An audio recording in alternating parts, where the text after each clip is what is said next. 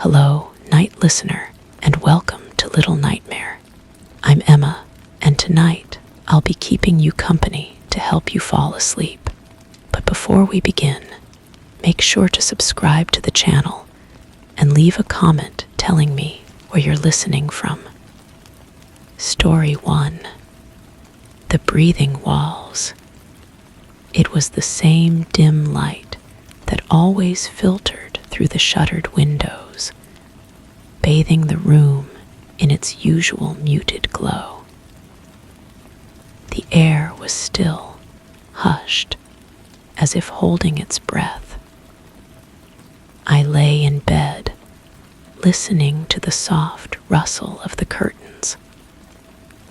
That's when I noticed it, a subtle, rhythmic swell, like the gentle rise and fall of a distant tide. It seemed to pulse through the plaster, a faint, almost unperceivable expansion and contraction. I brushed it off as the gentle settling of the old house, a trick of my mind slipping into the edges of sleep. Yet, there was an undeniable cadence to it, a slow, deliberate beat that resonated through the walls. Each breath synchronized with mine, mirroring the quiet rhythm of my heart. I told myself it was nothing, a comforting repetition in an otherwise ordinary night. But as I lay still, the sensation lingered, threading unease through the familiar silence, inviting me to listen just a little closer. The sheets beneath me feel foreign against my skin, too smooth, too cool, like silk that's never been worn. My fingers trace the fabric, searching for the familiar roughness of cotton I remember, but finding only this strange perfection that seems to slip away from my touch. The texture shifts, becoming coarser, then softer again, as if the material itself can't decide what it wants to be. I sit up slowly, the room tilting slightly as my vision adjusts. Everything appears exactly as it should be, yet nothing feels quite right. The dresser stands where it always has, its dark wood grain catching the filtered light, but the shadows it casts seem deeper than they ought to be. The mirror above it reflects only darkness, though I can see light falling directly across its surface.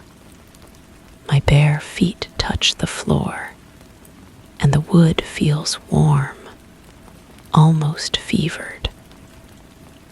The sensation travels up through my legs, a gentle heat that shouldn't be there. Old houses run cold, especially in the morning, especially in rooms that haven't seen sunlight in years.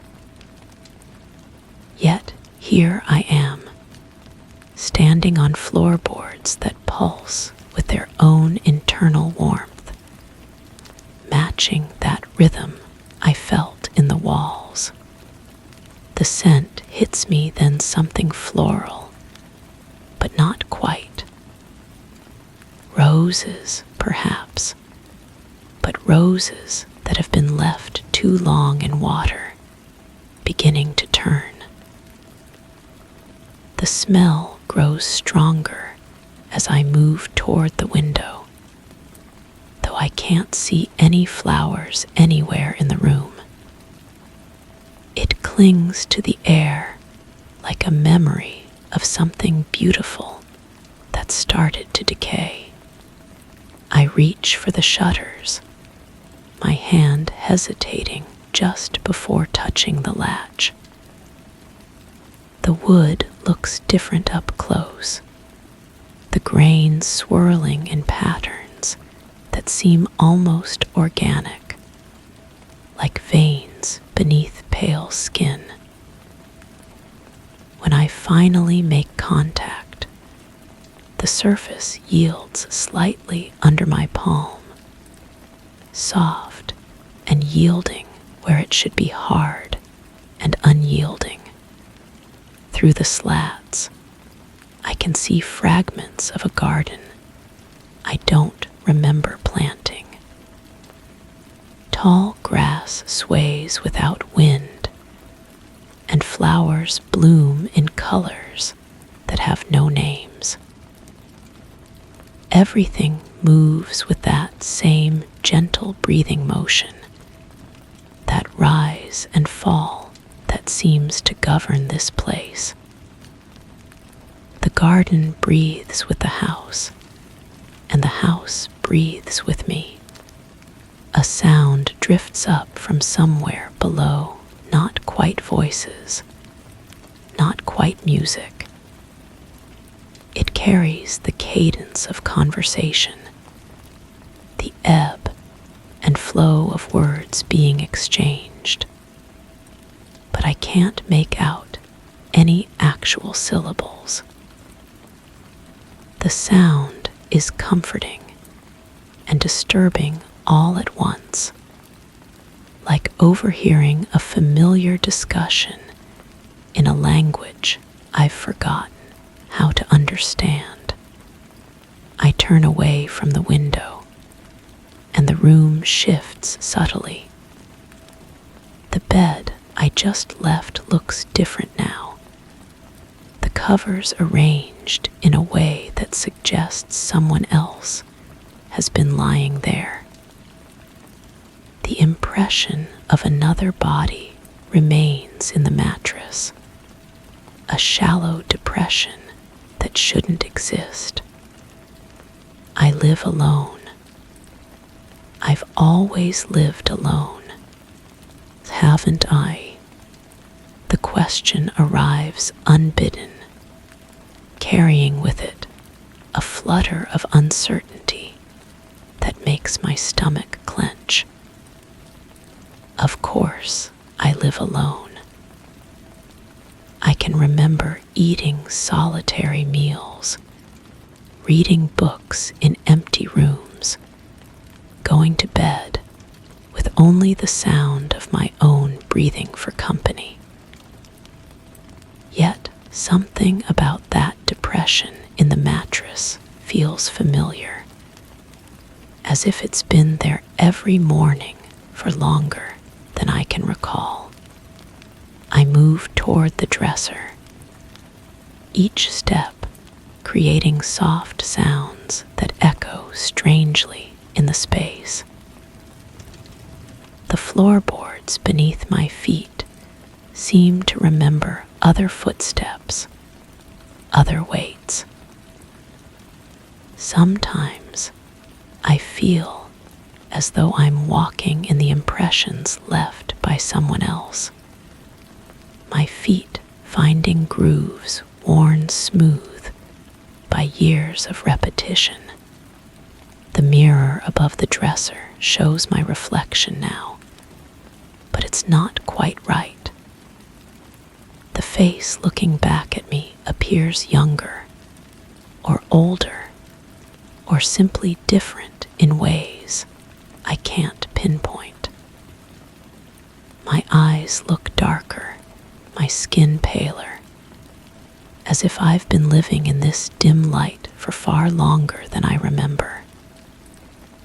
When I raise my hand to touch my cheek, the reflection follows a moment too late, creating a brief, unsettling disconnect between what I do and what I see. Behind my reflection, the room in the mirror looks subtly different. The bed is made perfectly. Hospital corners tucked with precision I know I don't possess. The curtains hang straighter. The shadows fall at different angles, and something moves just at the edge of the frame, a flutter of motion that vanishes when I try to focus on it. I open the dresser drawer, and inside find clothes that feel like mine, but look unfamiliar.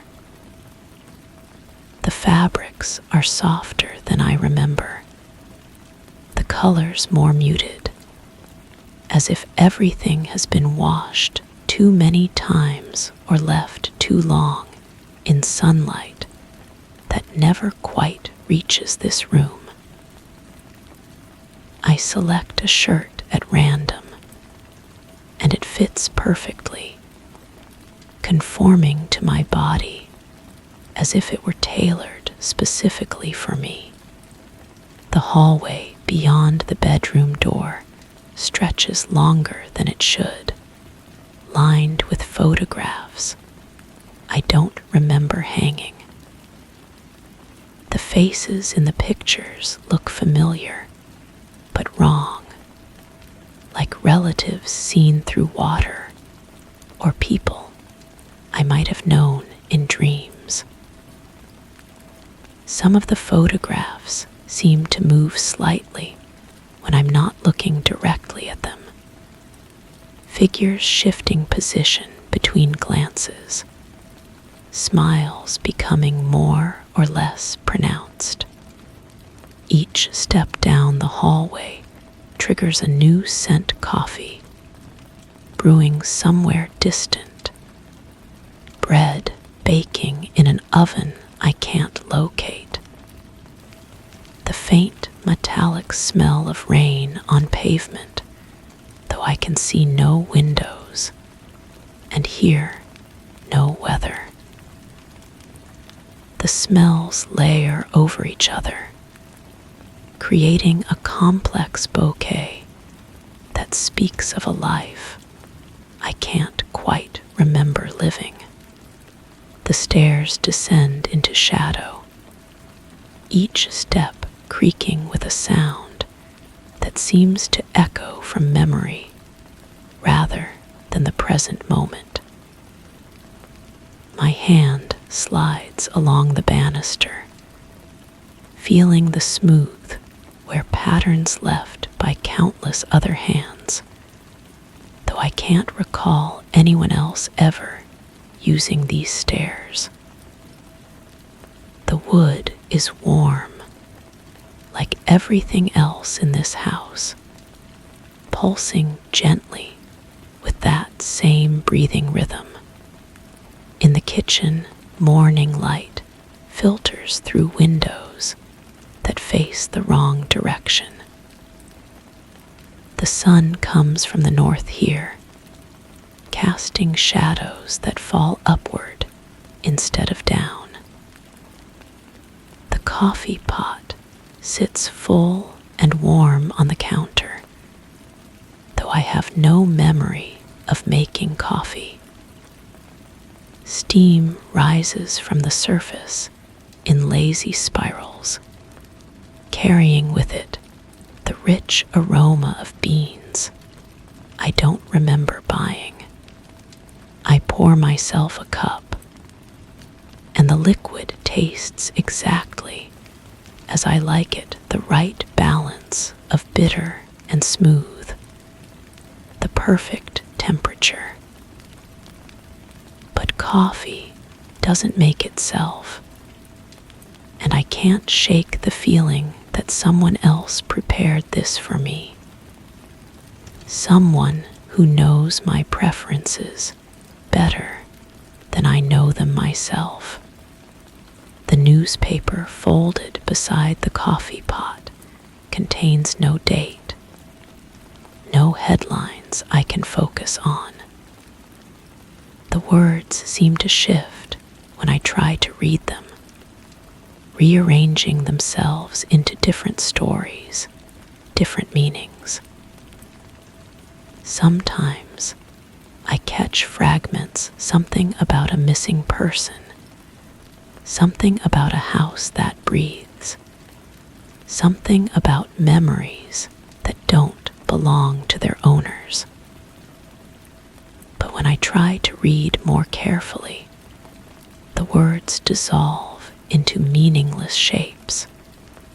A sound from upstairs draws my attention, footsteps in the bedroom I just left, slow and measured, walking the same path I walked earlier. The floorboards creak in a familiar pattern, but I'm down here in the kitchen, alone. The footsteps pause at the window, and I imagine someone looking out at that impossible garden, seeing those nameless flowers swaying in their windless dance. The sound of breathing comes through the ceiling, deep and regular, as if someone has laid down in the bed I vacated. The rhythm matches the pulse I feel in the walls, that gentle expansion and contraction that seems to govern this entire house. I should be frightened, but instead I feel a strange sense of completion, as if the house has been waiting for that second presence to return. I climb the stairs again, each step feeling more familiar than the last. The hallway photographs seem to nod as I pass, their subjects more animated now, more present. Some of them appear to be watching me with expressions of gentle concern, as if they know something I've forgotten and are waiting patiently for me to remember. The bedroom door stands open, and inside, the bed looks recently occupied. The covers are pulled back, the pillows still bearing the impression of a head, but the room is empty. The air holds the faint warmth of another person, a presence that has just departed but might return at any moment. I sit on the edge of the bed, and the mattress yields in a way that suggests it remembers my weight, has been shaped by years of my presence. The sheets smell like my soap, my shampoo, but also like something else, another person's scent mingled so thoroughly with mine that I can't separate them anymore. The garden outside the window has changed again. New flowers have bloomed while I was downstairs, their impossible colors more vivid now, more insistent. They turn toward the house like faces seeking sunlight, and I realize they're not growing toward the light at all, they're growing toward me, drawn by something I carry that I don't understand. A memory surfaces, fragmented and incomplete. I'm standing in this same room, but it's different, somehow brighter, more lived in. Someone is with me, their presence warm and comforting at my side. We're looking out at the garden together, and the flowers are normal flowers, roses and daisies, and simple green grass. The person beside me says something, but I can't make out the words, can only feel the vibration of their voice in the air between us. The memory shifts, becomes something else. Now I'm alone in the room, but it's not the same room. The walls are a different color, the furniture arranged differently. Yet it feels like the same space, as if the room has been redecorated around me while I wasn't paying attention. I'm looking for something, searching through drawers and closets with increasing desperation, but I can't remember what I've lost. Another fragment. I'm making coffee in the kitchen, but there are 2 cups on the counter. I pour carefully, adding cream to 1 cup and leaving the other black. The routine feels automatic, practiced, as if I've done this same thing countless mornings. I carry both cups upstairs, but when I reach the bedroom, I'm alone, holding 2 cups of coffee with no one to share them with. The memories come faster now, overlapping and contradicting each other. Sometimes the house is full of warmth and laughter. Sometimes it's empty and cold. Sometimes I'm young, sometimes older. Sometimes I can't tell what age I am at all. The only constant is the breathing in the walls, that gentle rhythm that connects all these fragments like a thread running through broken beads. I remember choosing this house, walking through empty rooms, and imagining how they might look filled with life. The realtor spoke about the previous owners, but their words fade whenever I try to focus on them. Something about a long occupancy, something about the house being well loved, something about the garden that blooms year-round despite the climate. But that memory feels wrong, incomplete. There's something missing from it, some crucial detail that would make everything else make sense. I can almost grasp it, but it slips away like water through my fingers, leaving only the impression of something important forgotten. The breathing in the walls grows more pronounced, as if the house is trying to tell me something. I place my palm against the plaster, feeling the gentle rise and fall, the warmth that pulses just beneath the surface. For a moment, I imagine I can feel a heartbeat, slow and steady, and impossibly large, as if the entire house is alive and dreaming around me. The blocked memory hovers at the edge of consciousness, a gray space in my mind that refuses to open.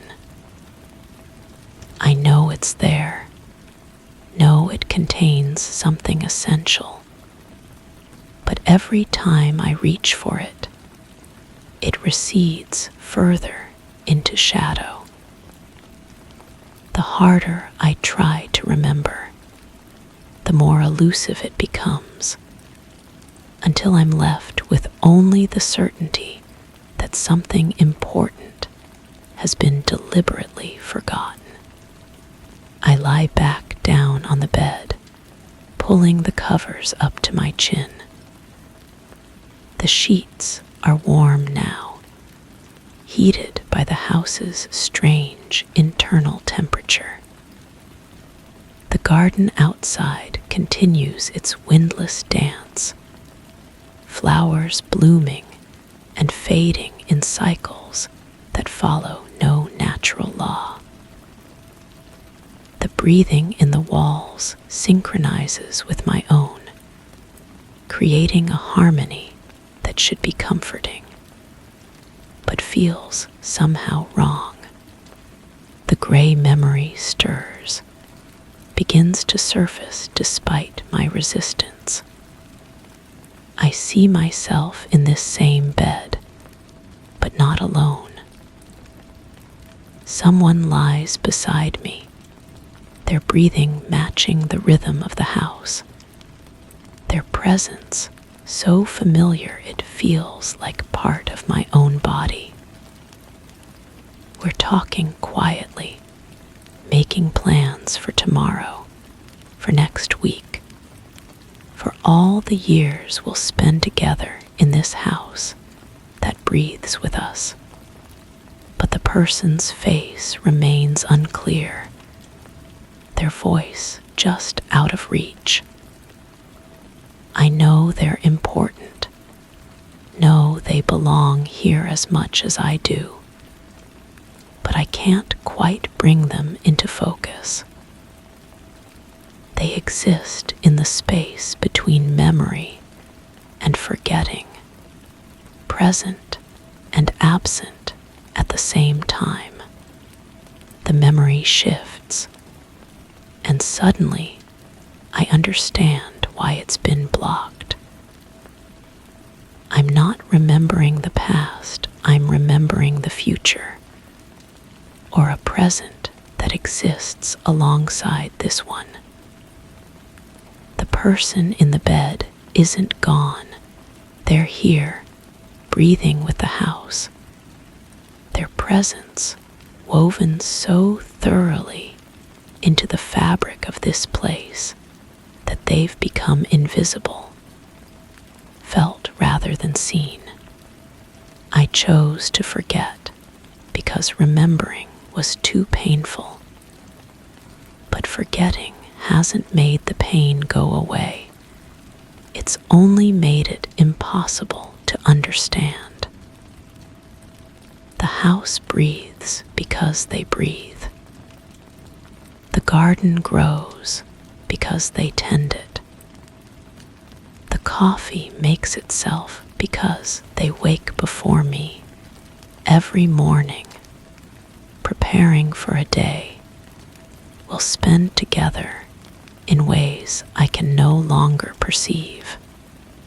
The dim light filtering through the shuttered windows begins to fade, though I can't tell if night is falling or if the light itself is simply giving up. I close my eyes, feeling the house settle around me like a living thing preparing for sleep. The breathing in the walls grows softer, more distant, but never stops entirely. When I open my eyes again, it's the same dim light that always filters through the shuttered windows, bathing the room in its usual muted glow. The air is still, hushed, as if holding its breath. I lay in bed, listening to the soft rustle of the curtains, and notice the subtle, rhythmic swell, like the gentle rise and fall of a distant tide. But something is different this time. The depression in the mattress beside me is deeper, more pronounced. The second coffee cup on the dresser still steams with fresh warmth. The photographs in the hallway show clearer faces, more familiar smiles. I'm not alone in this house that breathes. I never have been. I simply chose to forget. And each morning, I choose to forget again, waking to the same dim light, the same gentle rhythm, the same impossible garden blooming just outside my window. The breathing walls expand and contract around me, and I breathe with them, part of a larger organism that exists in the space between memory and forgetting, between presence and absence, between the life I remember and the life I've chosen not to see. Story 2. The clock that hesitates. The clock on my wall was a comforting constant, its gentle ticking a metronome to my daily routines. In the quiet of my living room, its face shone with the soft glow of evening sun filtering through curtains, casting long shadows across the floor. Each tick was a heartbeat in the silence, familiar and unyielding. As I sat there, flipping through a magazine absent-mindedly, a subtle shift in the clock's rhythm caught my ear. I glanced up, expecting to find nothing amiss, but the hands seemed to hesitate, lingering just a fraction longer over the hour. My brow furrowed, wondering if it was my imagination playing tricks. But there it was again, an almost imperceptible delay before the next tick resumed. For a moment, I felt the room hold its breath, the quiet punctuated only by the soft rustle of pages. I shook off the feeling and continued reading, but the clock seemed to pulse with its own strange intent, as if marking time with a will I had never noticed before. Now I find myself somewhere else entirely. The walls around me are unfamiliar, painted a shade of green that reminds me of hospital corridors or waiting rooms where people sit with trembling hands. The air tastes metallic, like copper pennies held too long against the tongue. My fingers rest on what should be fabric, but the texture feels wrong, too smooth, too cold, like touching water that has somehow learned to hold its shape. I don't remember moving from my living room. The transition feels erased, as if someone took scissors to my memory and cut out the middle pages of my story. The magazine I was reading is nowhere to be seen, but my hands still hold the phantom weight of glossy paper between my fingers. There's a sound here too, not ticking, but something softer, more organic. A rhythmic whisper that could be breathing, or wind moving through spaces that shouldn't exist. It comes from everywhere and nowhere, filling the green room with its presence. When I try to focus on it, the sound shifts, becoming almost like voices having a conversation just beyond the range of understanding. The smell changes without warning. One moment, it's that metallic taste in the air. The next, it's something floral and cloying, like roses left too long in stagnant water. The scent triggers something deep in my mind, and suddenly I'm remembering. I'm standing in a garden, but the flowers are growing downward, their roots reaching toward a sky that pulses with the wrong color of light. Someone is with me, their face a blur of features that won't hold still long enough for recognition. They're speaking, but their words come out as that same rhythmic whisper I hear now in this green room.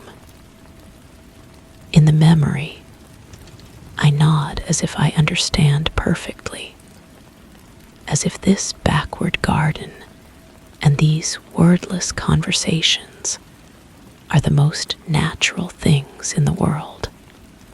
The memory dissolves like sugar in rain, leaving only the aftertaste of wrongness. My hand finds a doorknob that wasn't there a moment ago. The metal is warm, almost feverish, and when I turn it, the door opens onto a hallway that stretches further than the building should allow. The walls here are lined with photographs, but when I look directly at them, they show only empty frames. In my peripheral vision, I catch glimpses of faces, of moments frozen in silver and shadow, but they vanish the instant I try to focus. Another memory surfaces, triggered by the feeling of walking down an endless corridor.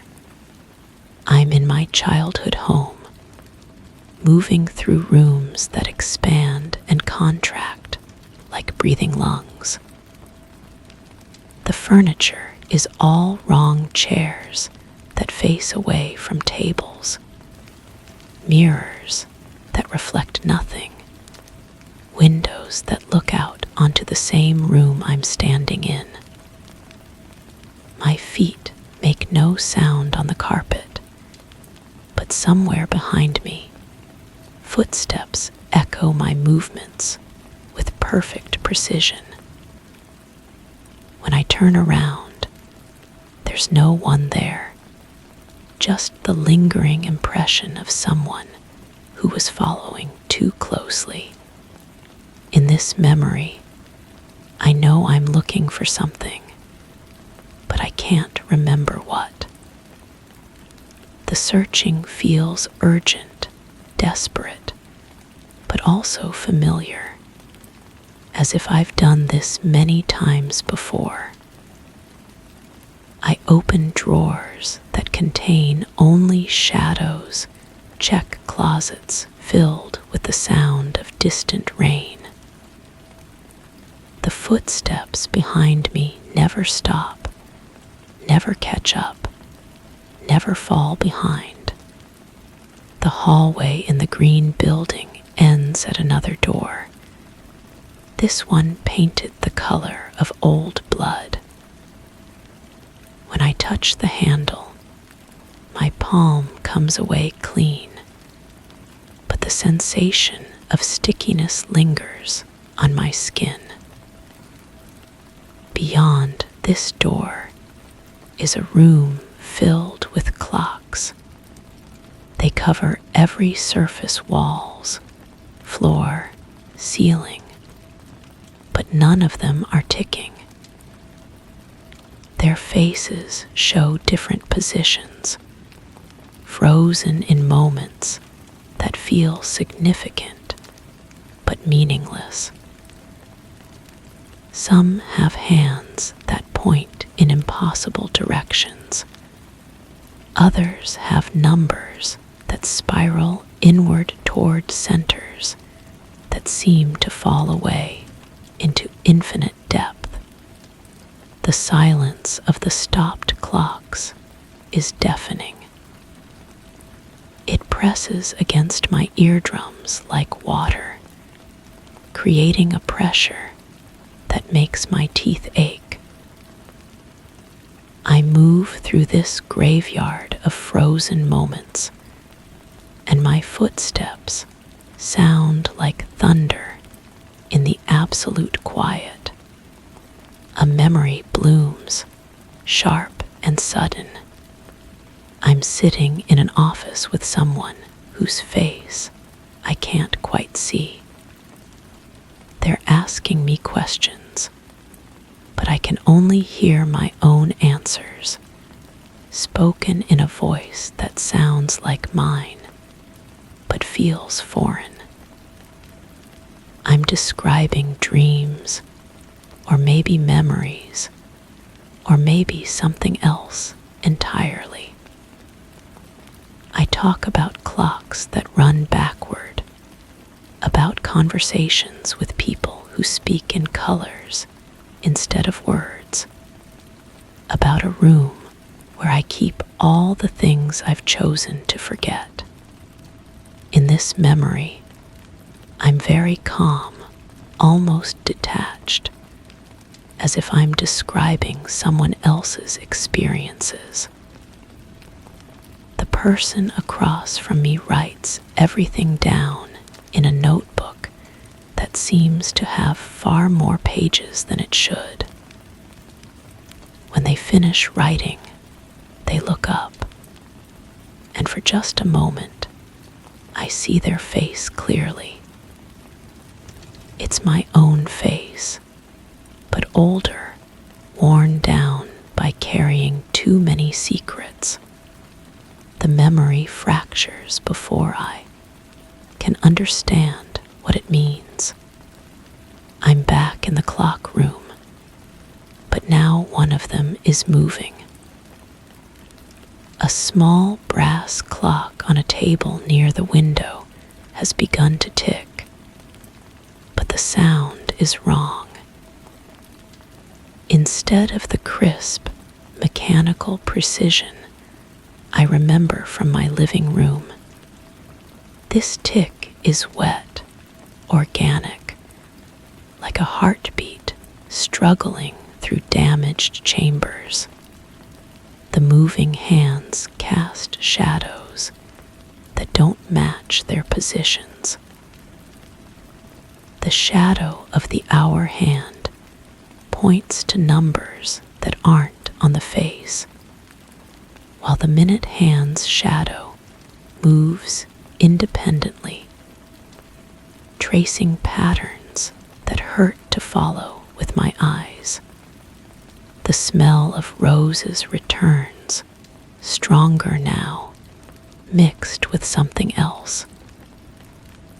Something that reminds me of the way air tastes during a thunderstorm, charged with possibility and threat. The combination makes my stomach turn, not from nausea, but from recognition. I've smelled this exact mixture before, in a place that feels important, but remains stubbornly out of reach. Another fragment surfaces, this one more vivid than the others. I'm in a car, driving down a road that curves through landscape, that shifts between seasons with each turn. Spring meadows become autumn forests, become winter fields covered in snow that falls upward. The radio is playing, but instead of music, it broadcasts that same wordless whispering I keep hearing. My hands on the steering wheel feel disconnected from my body, as if I'm watching someone else drive while experiencing every sensation as my own. In the rearview mirror, I see the same car following me, driven by someone who looks exactly like me, but whose eyes reflect a different kind of light. We maintain the same speed, the same distance, like two parts of a broken whole that can never quite reconnect. The road ahead splits into 3 directions, but in the memory, I don't remember choosing which way to go. The decision feels made for me, or perhaps made by me in a moment I've since forgotten. The following car takes a different path, and in the mirror, I watch myself disappear around a curve that leads into darkness. This memory feels more real than the others, more grounded in something that might actually have happened. But like all the rest, it contains that seed of impossibility that makes me question whether any of it can be trusted.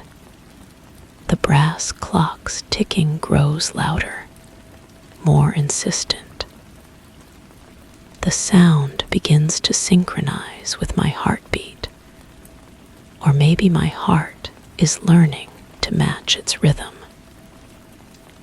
Either way, the boundary between my body and the room around me starts to blur.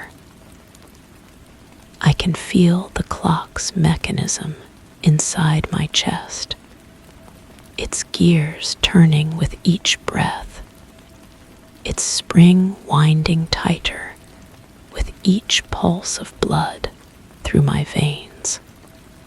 There's something I'm not remembering, something important that hovers just beyond the edge of consciousness, like a word on the tip of my tongue.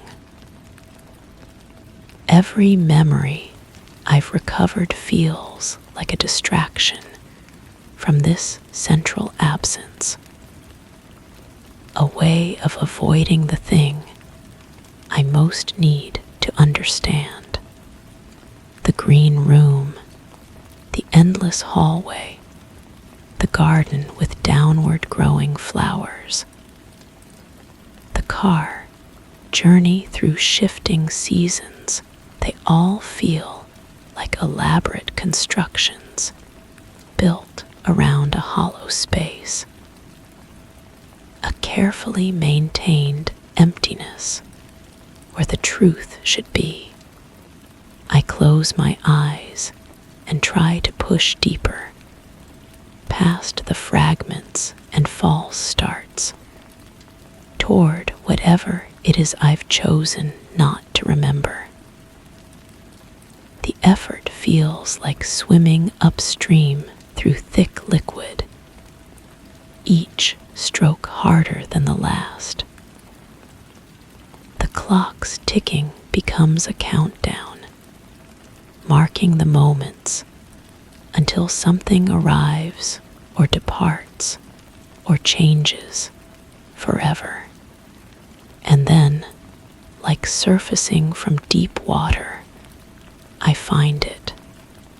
I'm standing in my living room, the real one, with sunlight filtering through familiar curtains.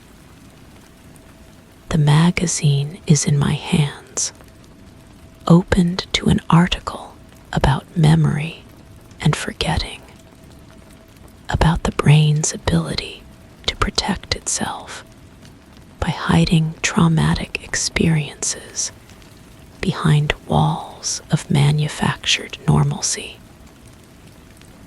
The clock on the wall ticks with perfect regularity, marking the passage of ordinary afternoons in an ordinary life. But I'm not alone in the room. There's someone sitting in the chair across from me. Someone I recognize, but have never met. Someone whose presence explains everything and nothing. They're not speaking, just watching me with eyes that hold the weight of every impossible memory I've been collecting. Their face is kind, but infinitely sad, as if they've been waiting a very long time for me to notice them. I realize, with a clarity that cuts through all the confusion, that they've been there all along. In every memory, every fragment, every impossible moment they were there, just outside the frame, just beyond the edge of perception. The follower in the rearview mirror, the voice behind the wordless whispers, the presence that made my childhood home feel like it was breathing. They're not a stranger. They're not even really separate from me. They're the part of myself that I gave away, the piece I sacrificed to make the rest bearable. The keeper of all the memories too sharp to hold, too real to process, too true to survive intact. But even this understanding feels incomplete, like another layer of protection wrapped around something even more fundamental. The recognition brings no relief, only a deeper sense of vertigo, as if I'm falling through levels of forgetting that extend infinitely downward. The person in the chair begins to fade, not disappearing, but becoming transparent, like a photograph left too long in sunlight. As they fade, the room around me starts to dissolve as well, the familiar walls becoming less solid, the sunlight growing dim and distant. I'm back where I started, in the green room with its hospital walls and metallic air. But something has changed. The wrongness feels different now, less like a mistake and more like a choice. The strange textures, the impossible sounds, the memories that contradict themselves, they're not errors in perception, but carefully constructed barriers, each one designed to keep me from falling too far into the truth. The brass clock appears on a table that wasn't there before, its wet ticking filling the silence with organic rhythm.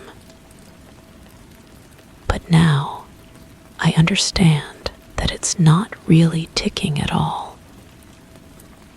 It's marking something else, measuring the intervals between forgetting and remembering, between sleeping and waking, between the person I am and the person I used to be. I look around the green room with new eyes, seeing it not as a prison, but as a sanctuary, a place built from my own need to exist somewhere between memory and oblivion. The walls that seemed so unfamiliar now feel protective, keeping the outside world at a safe distance while I navigate the maze of my own reconstruction. But even this understanding feels temporary, like another memory that will fragment and dissolve, leaving only impressions and the lingering taste of roses mixed with storm-charged air. The clock on my wall was a comforting constant, its gentle ticking a metronome to my daily routines. In the quiet of my living room, its face shone with the soft glow of evening sun filtering through curtains, casting long shadows across the floor. But now the shadows move independently of their sources, and the sunlight carries the green tinge of hospital fluorescence. The magazine in my hands contains pages I've never read before, articles about places that don't exist, and people who speak in whispers that form no words. The clock's rhythm shifts again, that same subtle hesitation I noticed before. But this time, I understand it's not the clock that's changing. It's my perception, cycling through its careful pattern of forgetting and remembering, each revolution bringing me back to this moment of recognition that something is not quite right.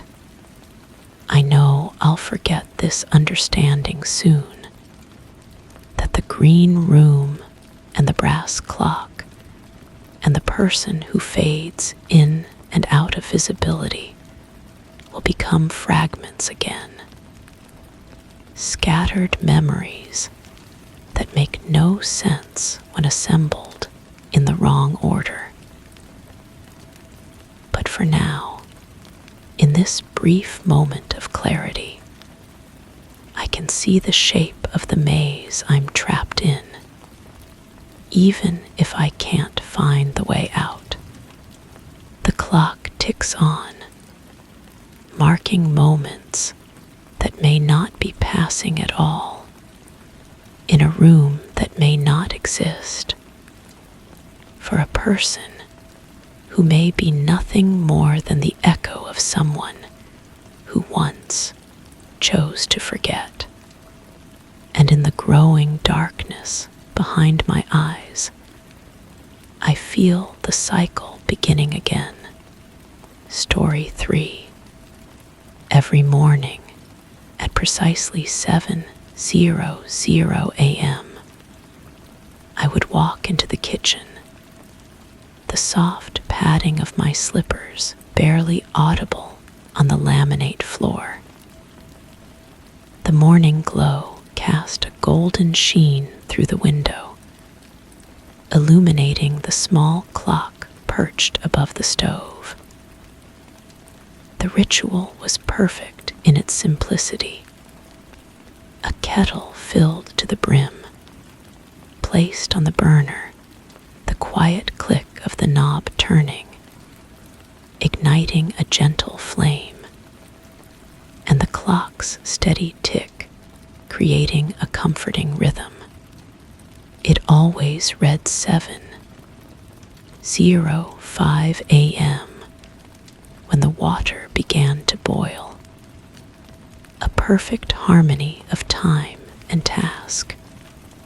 But today, as the kettle began its familiar song, the rhythmic tick hesitated a pause so brief, it barely registered. Yet the silence that followed was chilling, as if the kitchen itself held its breath. Glancing up, the clock hands were eerily still, arrested at 7:04. The kettle whistled its completion, but the hour refused to advance, leaving me suspended in a moment that felt watched, as if unseen eyes lingered on my daily ritual, bending time to their silent will. I reached for my favorite mug, the blue one with the tiny chip on the handle. My fingers closed around smooth ceramic instead. The mug was white, pristine, unmarked. I blinked hard, certain I had grabbed the wrong one, but there was only this single cup sitting on the counter. The blue mug wasn't anywhere to be seen. The kettle's whistle grew sharper, more insistent.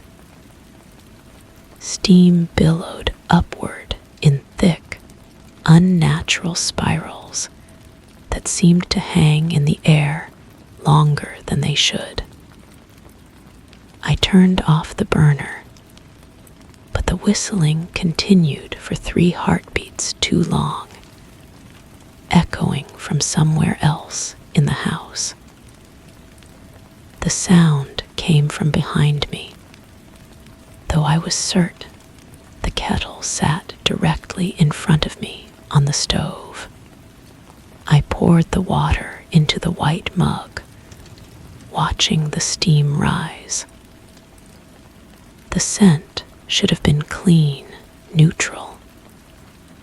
Instead, it carried the distinct smell of burnt paper, acrid and wrong in this damp kitchen, where condensation always gathered on the windows. The clock ticked once, then again, 7:05 a.m. I carried my tea to the small table by the window, settling into the wooden chair that creaked familiarly under my weight. Except it didn't creak. The chair was silent, solid, as if I weighed nothing at all. Through the glass, the garden looked exactly as it always did, yet something was misaligned. The shadow of the fence post fell at the wrong angle, lagging behind where it should be, as if the sun and shadow existed in slightly different moments. I sipped my tea and tried to remember what I had planned for the day. Work, certainly, but the details felt slippery, sliding away whenever I tried to focus on them. I knew I had a job, could feel the familiar weight of routine pressing against my thoughts, but the specifics dissolved like sugar in hot water. The clock ticked steadily now. 7:06 a.m. I set down the mug and noticed my reflection in the window. For a moment, I couldn't quite recognize the face staring back. The features were mine, but arranged differently somehow, as if someone had tried to recreate my appearance from memory and gotten the proportions slightly wrong. I touched my cheek, and the reflection followed a fraction of a second later. I reached for my favorite mug, the blue one with the tiny chip on the handle. My fingers closed around smooth ceramic instead. The mug was white, pristine, unmarked. But hadn't I already made tea? The white mug sat empty on the counter, dry as if it had never been used. The kettle was cold. I filled it again, the water rushing from the tap with a sound like whispered conversations. The flame ignited with its familiar click, but the blue light seemed wrong, casting shadows that moved independently of their sources. The clock read 7:04 a.m. While waiting for the water to boil, I decided to write myself a note. Something was happening, something I needed to remember. I found a pen and paper in the drawer, though I couldn't recall putting them there. The pen felt strange in my hand, too light, as if it were hollow. I began to write. The clock stops at 7:04. The mug changes color. I am forgetting something important. But when I looked down at the paper, the words were different. Everything is exactly as it should be. Nothing has changed. You are remembering correctly. The handwriting was mine, but I had no memory of forming those letters. The kettle began its song, and I glanced up to see the clock hands frozen at 7:04. The whistling seemed to come from multiple directions now. A chorus of kettles I couldn't see. I turned off the burner, and silence crashed down like a heavy curtain. I poured the water into the blue mug with the tiny chip on the handle. When had it returned? The ceramic was warm against my palms, comforting in its familiarity. The steam rose in perfect spirals, carrying the scent of jasmine, though I was certain I hadn't added any tea. 7:05 a.m. Sitting at the table, I watched my shadow fall across the surface. It was wrong again, angled as if the light came from somewhere else entirely. I lifted my hand, and the shadow followed, but with a delay that made my skin crawl. It was as if I were watching someone else's movements projected onto the wall. The reflection in the window showed a stranger wearing my face. The eyes were too wide, the mouth too small. When I smiled, the reflection frowned. When I frowned, it remained perfectly still, watching me with an expression I had never made. I am forgetting something important. No, that something that hasn't happened yet. Or perhaps something that happened to someone else in another kitchen with a different clock and a different kettle and a different face in the window. The pen feels strange in my hand as I write this. Too heavy now, weighted with significance I don't understand. The words appear on the paper before I form them in my mind, as if someone else is guiding my movements. You are reading this correctly, the words say. Nothing has changed. The clock has always stopped at 7:04. The mug has always been white. Your reflection has always belonged to someone else. But I didn't write those words, did I? I set down the pen and look around the kitchen.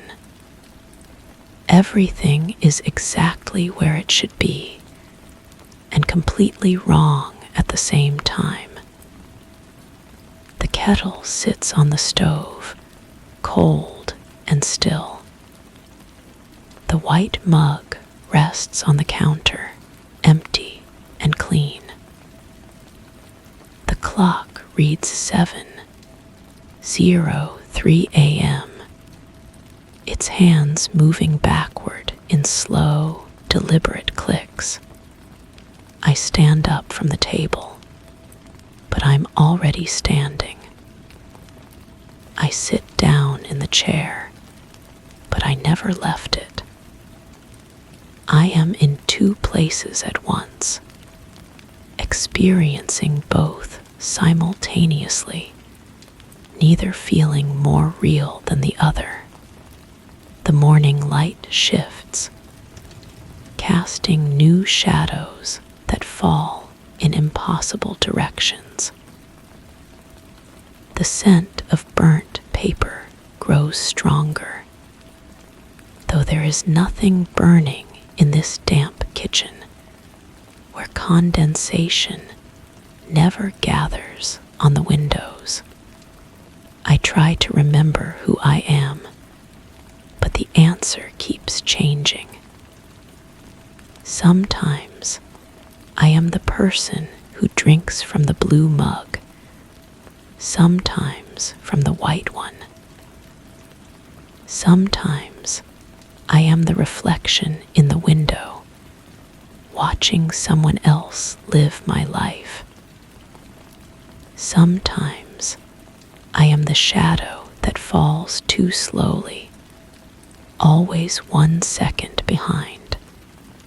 The clock ticks backward. 7:02 a.m. 7:01 a.m. 7:00 a.m.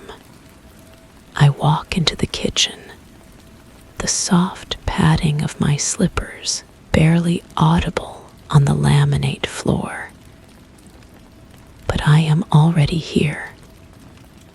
I have always been here.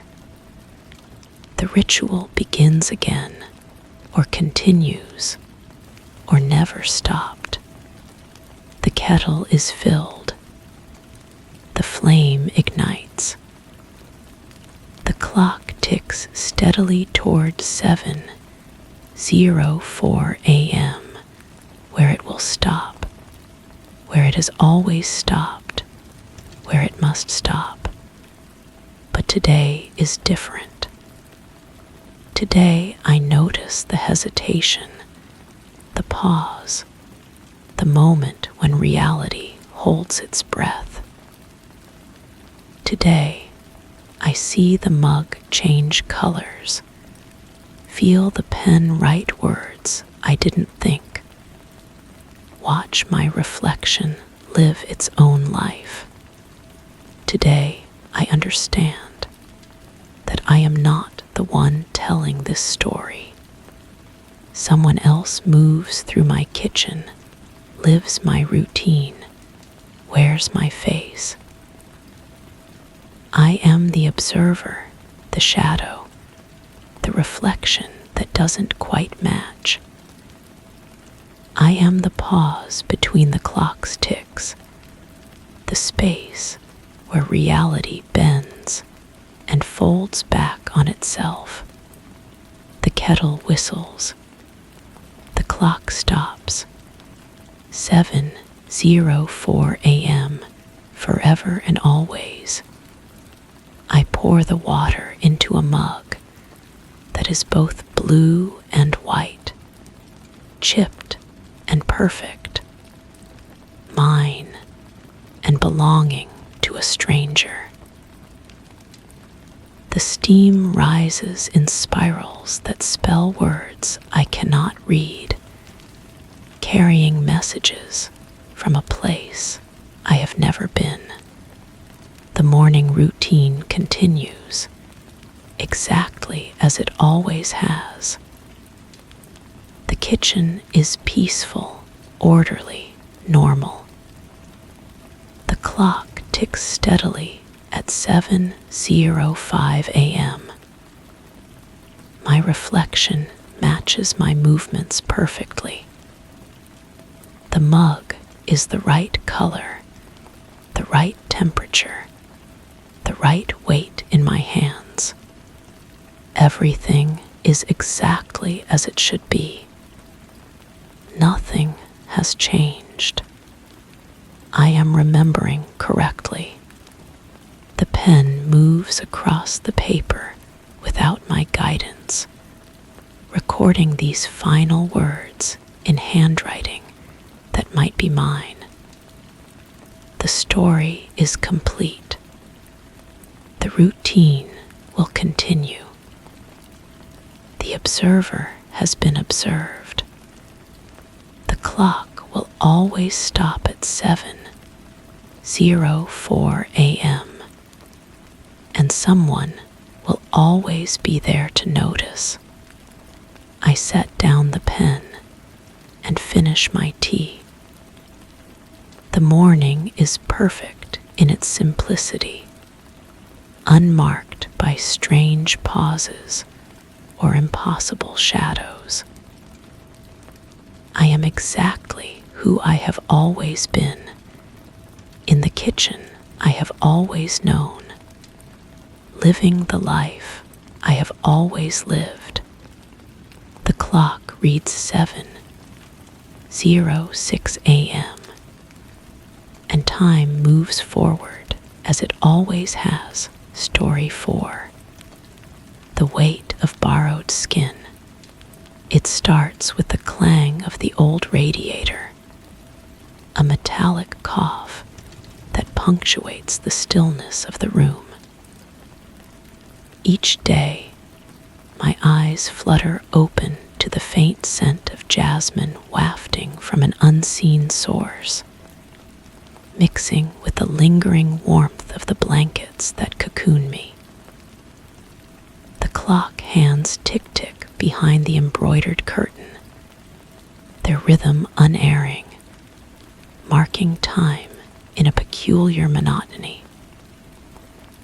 On the floor, a single sock lies next to the bedpost, left foot, red stripe, just as it was yesterday. It's the echo of quiet footsteps in the hallway that follows, a soft patter that never quickens nor slows, tracing a path I cannot see. I rise, compelled to move, yet knowing the unrevealed order of what awaits. The old kettle on the stove, releasing a whistle that fades before it should. The flicker of the television that returns to static, then silence. Each motion feels rehearsed, a staged dance I am both part of and outsider to. I adjust the curtain to let the light spill in, but find it drapes itself back, closing the room in its perpetual dimness. I attempt small defiance, a shifted chair, a missing sock, but each attempt seems absorbed by this ceaseless script. I watch as the minute hand advances towards the hour, waiting for the next act to unfurl, as it always does, unchanged, unchanged. But today, something shifts beneath my skin. I observe my hand as it reaches for the coffee cup, fingers moving with practiced precision. Yet the sensation feels borrowed. The skin appears too pale, too smooth, as if stretched over bones that don't quite fit. When I flex my fingers, there's a delay between intention and movement, like watching someone else's hand through thick glass. The wedding ring catches the dim light, but I cannot recall placing it there, cannot summon the memory of its weight becoming familiar. My breath fogs the window as I lean against it, and the condensation forms patterns that seem deliberate. Spirals within spirals, as if my exhalation carries instructions I never gave. The air tastes metallic, copper pennies dissolving on my tongue, and when I swallow, the sound echoes through my skull like footsteps in an empty cathedral. The room responds to my unease. The overhead bulb dims without my touch, casting longer shadows that pool in corners where they shouldn't reach. The floorboards beneath my feet feel softer, yielding like flesh rather than wood. I press my palm against the wall, and for just a moment, it gives way, warm and pulsing, before solidifying back into plaster and paint. I try to ignore these small impossibilities, focusing instead on the routine. Coffee, toast, the morning ritual that should anchor me. But the butter spreads itself. The bread toasts to exactly the right shade without my attention. My hands move through motions I don't remember learning, guided by muscle memory that feels ancient and foreign. The photographs on the mantelpiece show faces I should recognize, moments I should treasure, but they feel like borrowed memories pressed into my consciousness. A wedding day where I remember the taste of cake, but not the sweetness of the kiss. A vacation where I recall the sound of waves, but not the warmth of sand between my toes. Each image pulses with someone else's joy, someone else's love. I find myself writing in a journal, words flowing onto the page without conscious thought. The handwriting looks familiar yet wrong, as if I'm tracing over letters written by another hand. I read my own words back to myself. The boundaries are dissolving. I am becoming the space between thoughts, the pause between heartbeats. But I don't remember writing that. My voice, when I speak aloud to test its sound, carries harmonics that don't belong to me. There's an undertone, a whisper beneath the whisper, speaking words in a language I don't recognize, but somehow understand.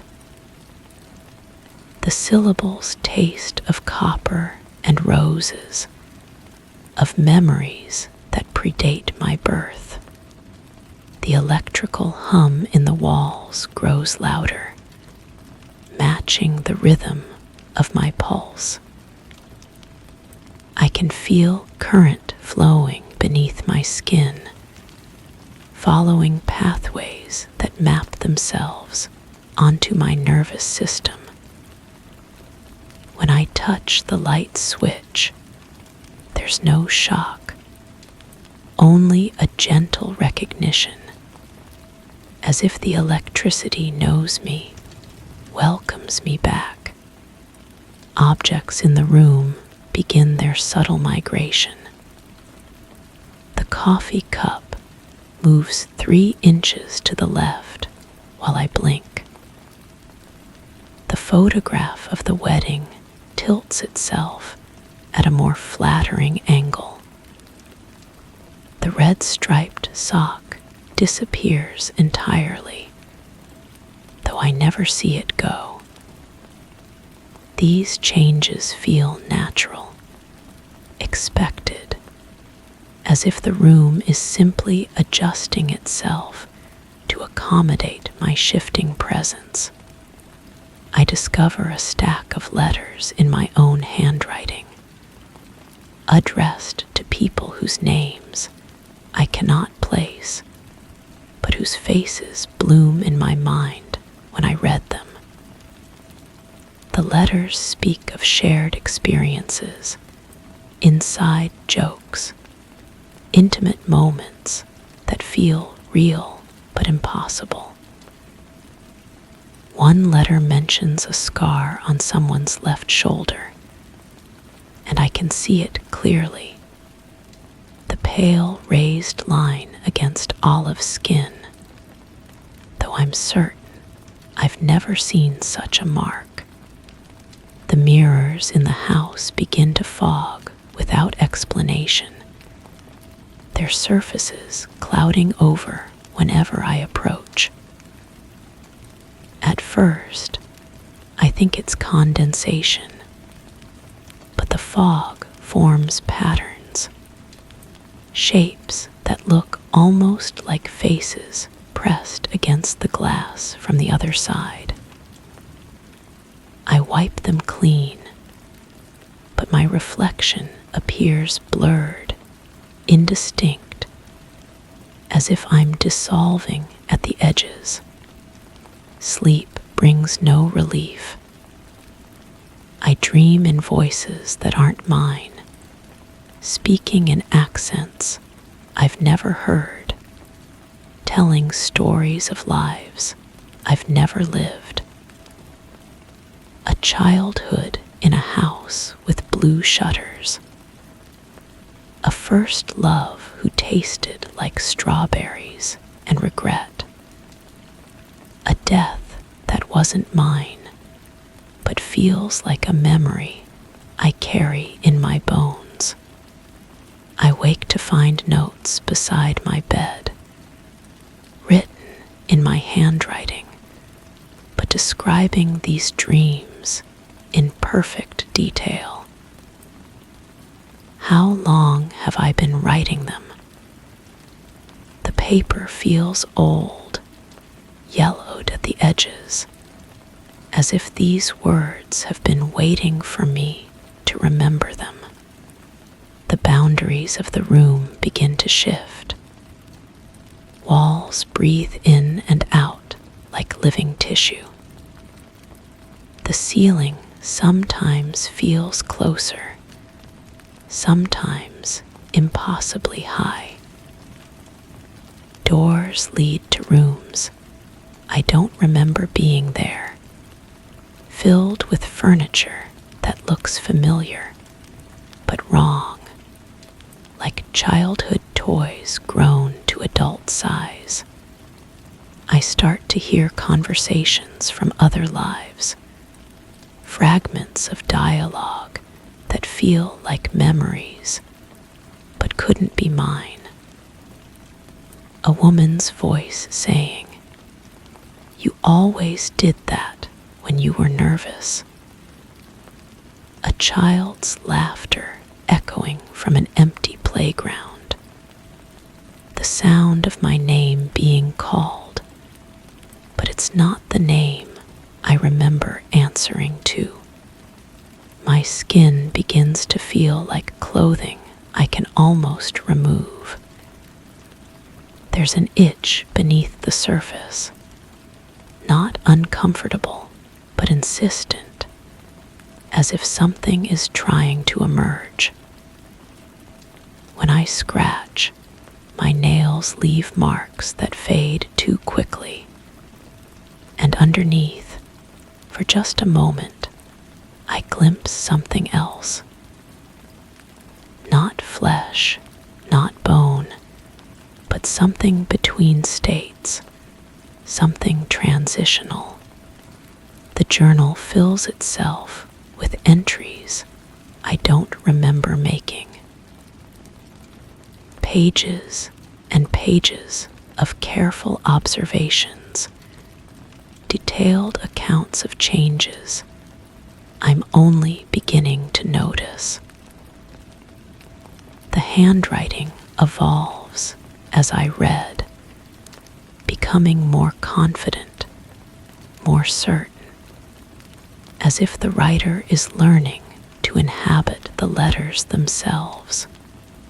Food loses its taste, then gains flavors I've never experienced.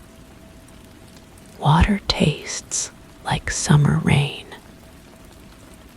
Bread carries the essence of wheat fields swaying in wind I've never felt.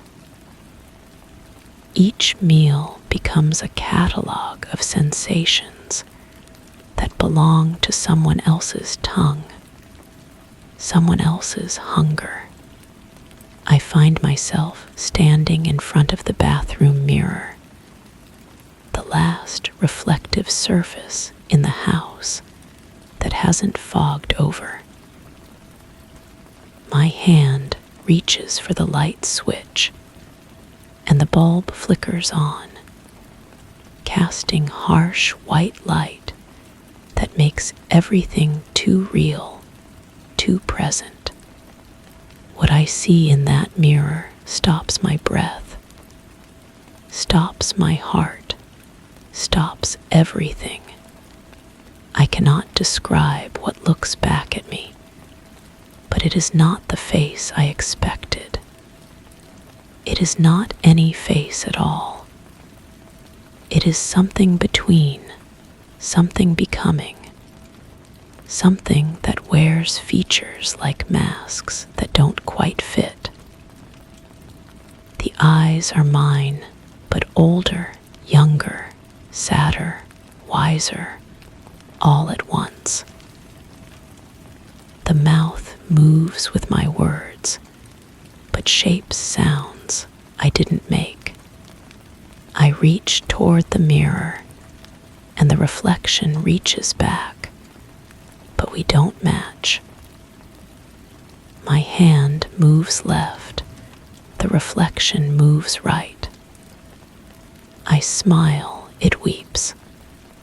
I weep, it laughs with teeth that are too white, too sharp, too many. From that moment, everything changes. My touch leaves different impressions on objects now. Fingerprints that spiral inward instead of out. The sound of my footsteps echoes with the weight of multiple bodies. My breath fogs glass in patterns that spell words in languages that predate speech. The voice that comes from my throat carries harmonics of every voice I've ever heard, ever dreamed, ever imagined. When I speak, I hear the woman who loved strawberry-scented lovers, the child who laughed in empty playgrounds, the dreamer who died in someone else's skin. I write these words now, but I am no longer certain who guides the pen.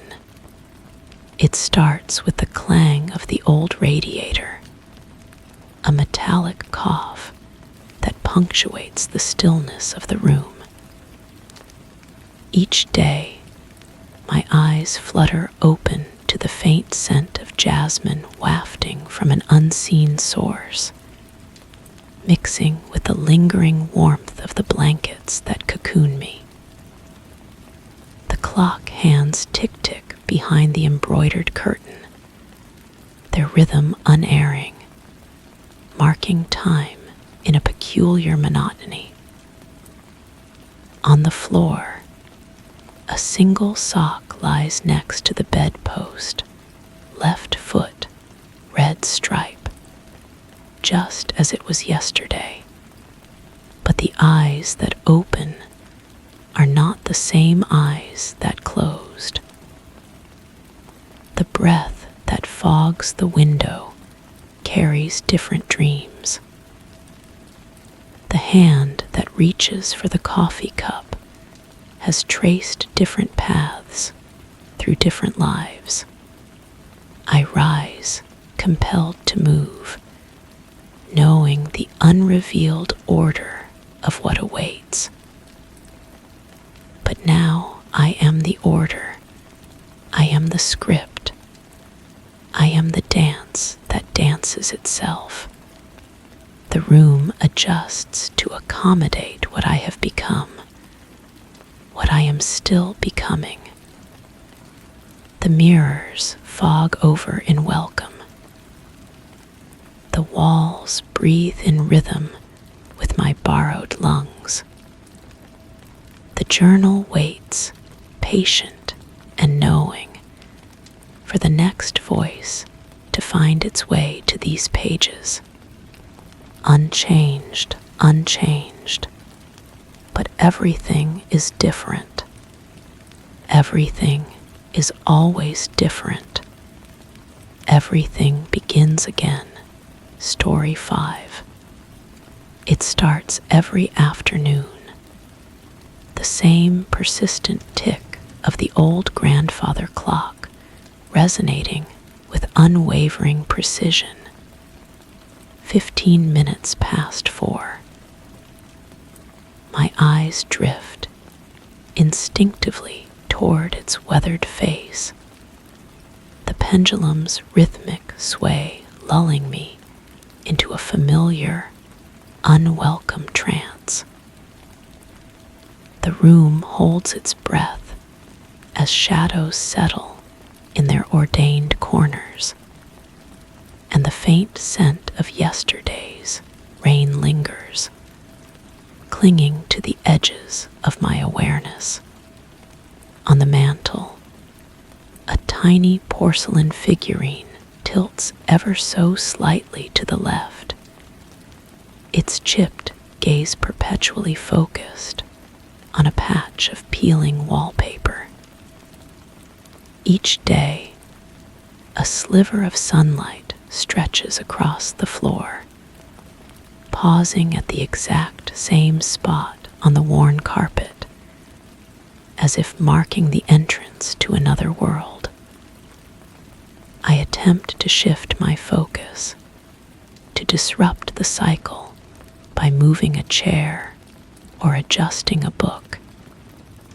Yet the scene rearranges itself silently, defiantly, as if defying my intent.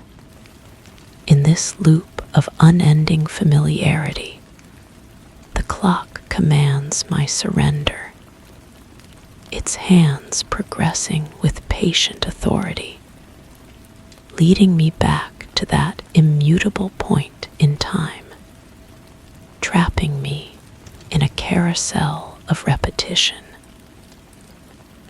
The small voice at the edge of hearing whispers again, the words just beyond comprehension, a perpetual echo in the confines of a timeless routine.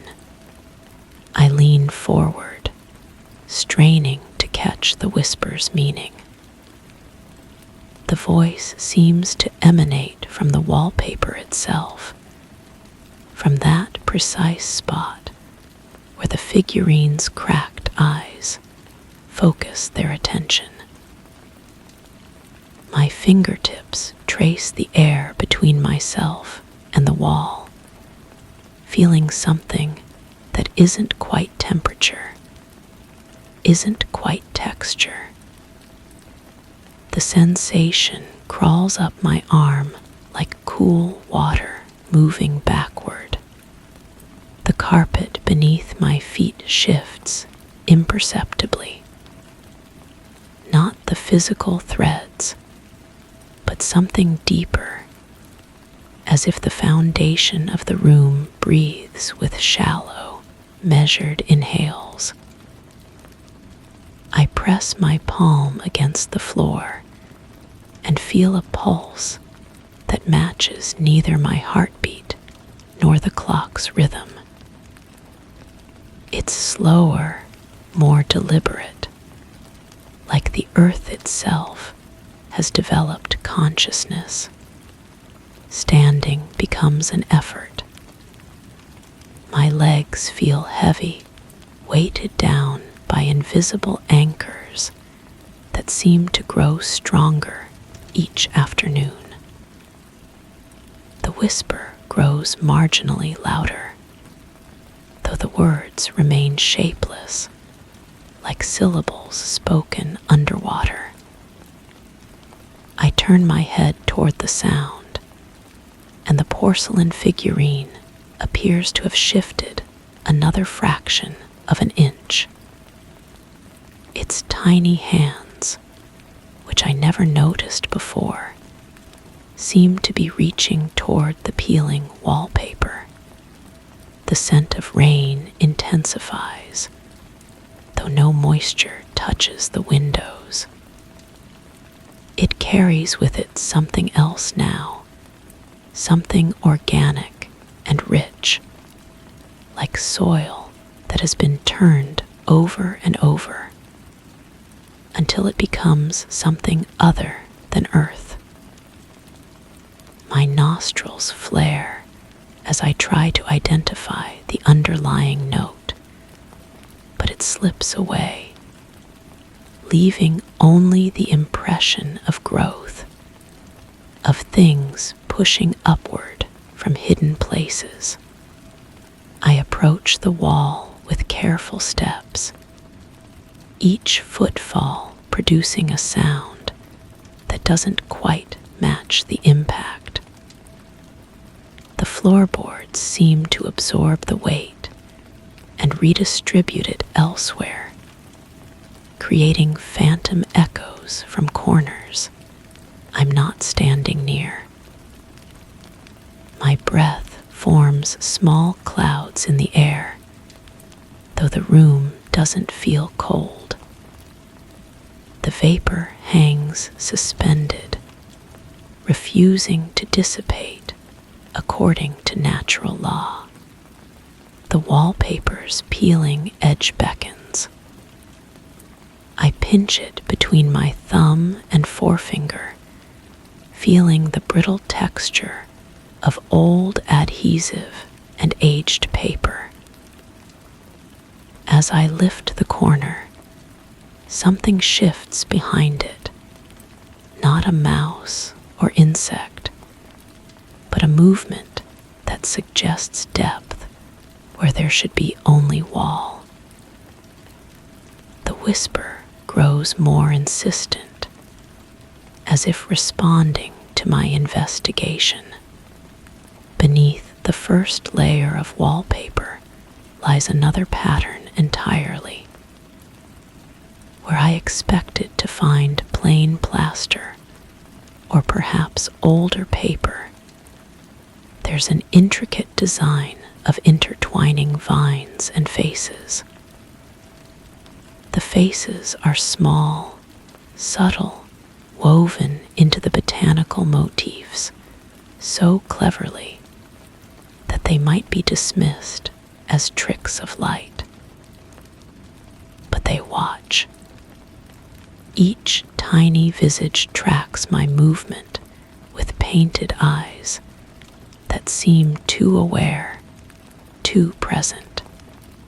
I peel away more of the outer layer, revealing an ever-expanding garden of watchful faces. Some smile with expressions that don't reach their eyes.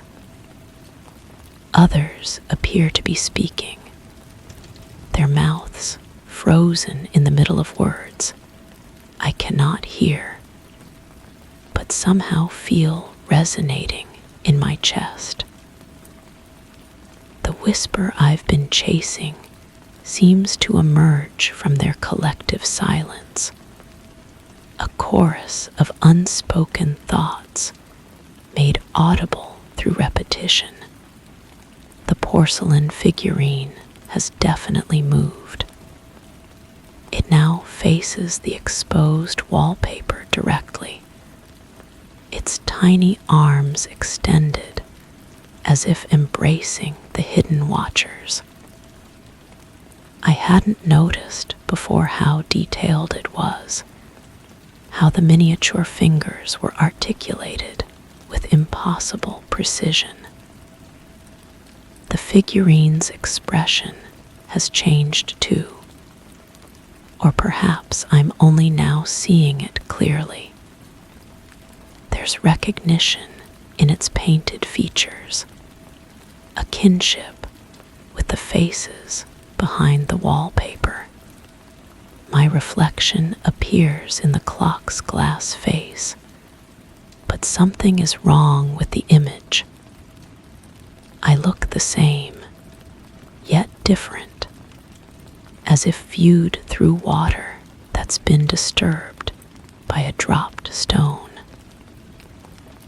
The reflection moves slightly after I do, creating a delay that makes me question which version is real. When I raise my hand to touch my face, the reflection hesitates before mimicking the gesture. The whisper has evolved into something resembling a lullaby, though no melody accompanies the barely audible words. I find myself swaying slightly, matching the rhythm of the grandfather clock's pendulum. The sound seems to originate from multiple sources now, not just the wallpaper, but from the carpet, the ceiling, the space between my own thoughts.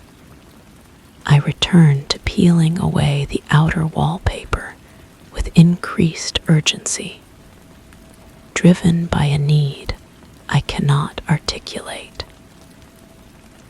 Each section I remove reveals more faces, more watching eyes, until the entire wall becomes a congregation of silent observers.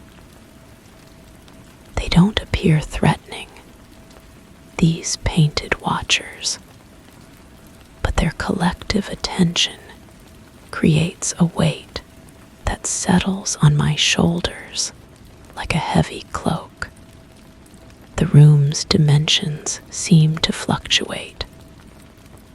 Walls that were arm's length away now require several steps to reach. The ceiling has either grown taller or I've grown shorter, perspective shifts without warning, leaving me dizzy and grasping for familiar reference points. The only constants are the clock's tick and the whispered lullaby that has become as essential as breathing. I discover that I can almost understand the whisper if I don't listen directly. Like peripheral vision, the meaning becomes clearer when approached obliquely. The words speak of joining, of becoming part of something larger and more permanent than individual existence. They describe the comfort of observation, the peace of watching without the burden of participation. The porcelain figurine has begun to warm under my touch when I lift it from the mantel. Its surface, which should be cool and smooth, pulses with gentle heat that spreads through my palms. I hold it close to my ear and hear the faintest echo of the whispered lullaby emanating from within its hollow form. The figurine is not just listening to the voices, it's part of their chorus. My own reflection in various surfaces throughout the room has become increasingly unreliable. In the clock's face, I appear to be speaking, though I'm not. In the window's glass, I'm standing in a different position than I actually occupy. Each reflection shows a version of myself that's slightly more integrated into the room's strange rhythm, slightly more at peace with the watching faces and whispered invitations. The wallpaper continues to reveal itself as I work. Beneath the layer of faces lies another pattern, this one showing the same room I'm standing in, but populated by countless figures in various poses of repose. They sit in chairs that match my furniture, stand before walls identical to these walls, gaze at clocks that tick with the same authority. Each figure in the painted scene has the same expression of calm acceptance, the same gentle smile of someone who has found their proper place. I realize that the whisper has been speaking my name, though I never told it what to call me. The voices know things about me that I've never shared, memories that I thought were private. They speak of lonely afternoons spent in rooms like this one, of the comfort found in routine, of the gradual understanding that some patterns are too beautiful to break. The scent of rain has transformed into something else entirely, something that reminds me of old books and dried flowers, of spaces that have been undisturbed for long periods. It's the smell of patience, of things that wait without anxiety or frustration. I breathe deeply and feel my lungs fill with more than air, with a sense of belonging that I hadn't realized I was missing. When I look down at my hands, they appear slightly translucent, as if I'm becoming part of the room's peculiar light. My movements have synchronized completely with the clock's rhythm now, each gesture flowing naturally into the next, like a dance I've always known. The whisper has become my internal voice, guiding my thoughts toward acceptance and understanding. The faces in the wallpaper no longer seem separate from me. I recognize some of them now, not as people I've met, but as aspects of myself that have been waiting patiently for acknowledgement. They represent all the quiet afternoons I've spent in rooms like this, all the moments of peaceful observation that have shaped my understanding of the world. I find myself speaking along with the whispered lullaby, my voice joining the chorus that emanates from every surface in the room. The words come naturally, as if I've been rehearsing them without knowing. They speak of the beauty of routine, of the comfort found in repetition, of the joy of becoming part of something eternal and unchanging. The porcelain figurine in my hands has grown warm enough to feel alive. Its painted eyes now move to track my gaze, and its tiny mouth forms words that match the whispered lullaby. I understand that it was once like me, a visitor to this room who discovered the peace that comes with joining rather than observing. My reflection in the clock's face has stabilized, but it now shows me sitting in a chair that faces the wallpaper, my expression matching those of the painted figures behind the peeling paper. I'm smiling the same gentle smile, wearing the same expression of complete contentment. The reflection seems more real than my physical form, more honest about what I'm becoming. The room breathes around me, its walls expanding and contracting with the rhythm of the lullaby. I'm no longer standing on the carpet, but somehow within it, part of the intricate pattern that I never noticed before. The design shows countless figures like myself, all facing toward walls covered in watching faces, all participating in the eternal afternoon that begins at 15 minutes past 4. I set the porcelain figurine back on the mantel, but my hand doesn't withdraw completely.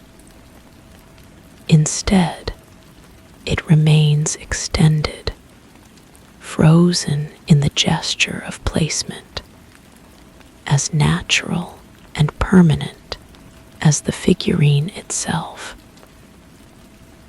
The whisper has become my whisper. The lullaby has become my song, and the watching faces have become my audience.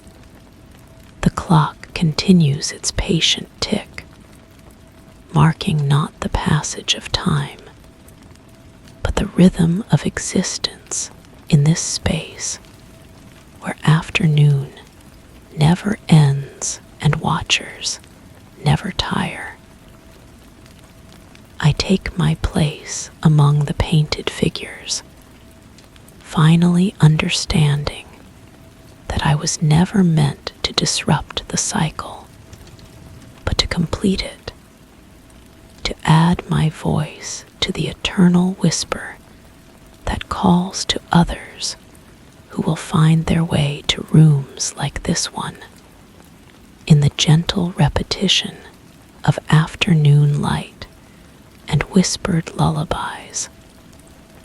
I discover the profound peace of becoming part of the pattern, of joining the patient watchers who understand that some mysteries are meant to be lived rather than solved.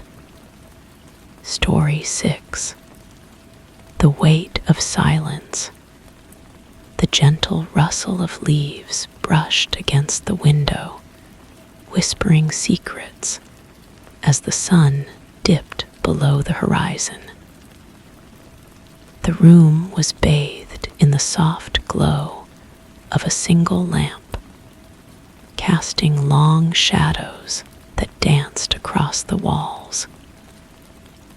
Everything was in its place, yet an unfamiliar weight lingered in the air, heavy and expectant.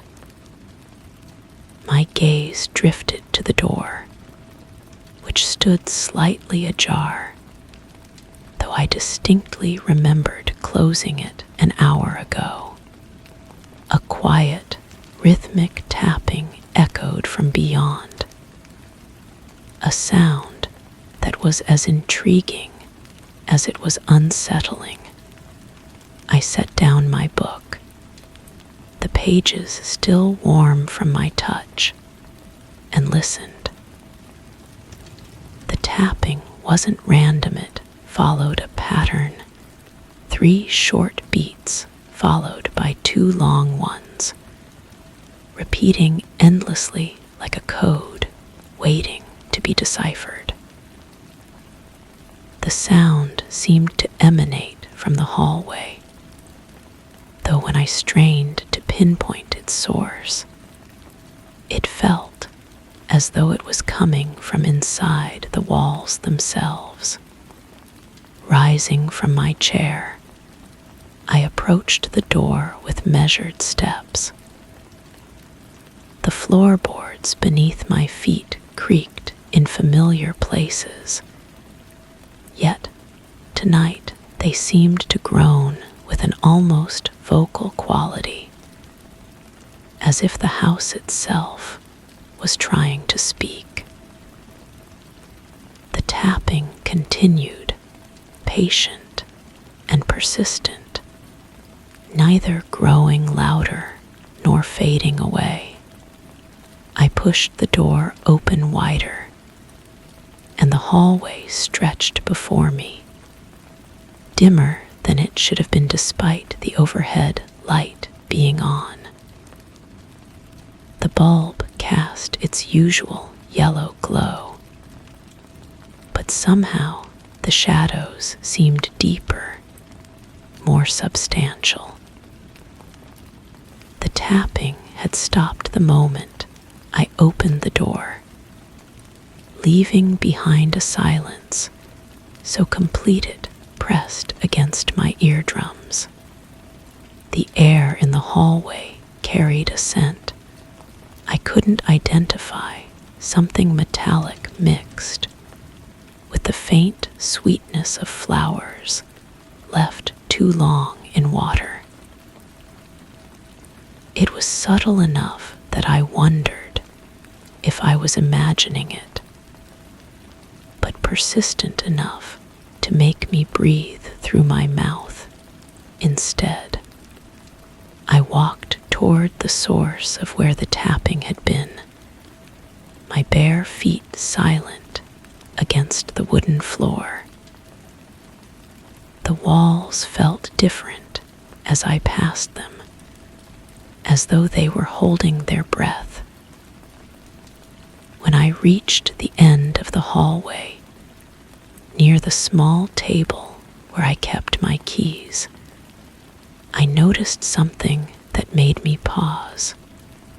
The mirror hanging above the table reflected the hallway behind me, but the image seemed slightly delayed, as if the reflection was taking a fraction longer to catch up with my movements.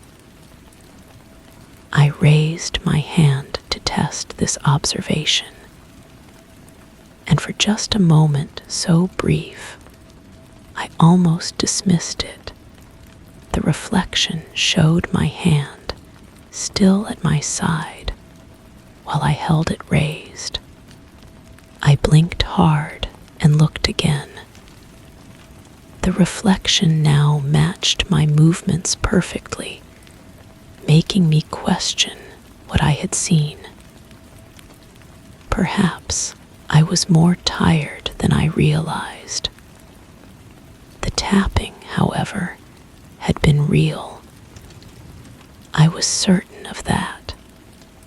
Returning to my room, I decided to document what I had experienced.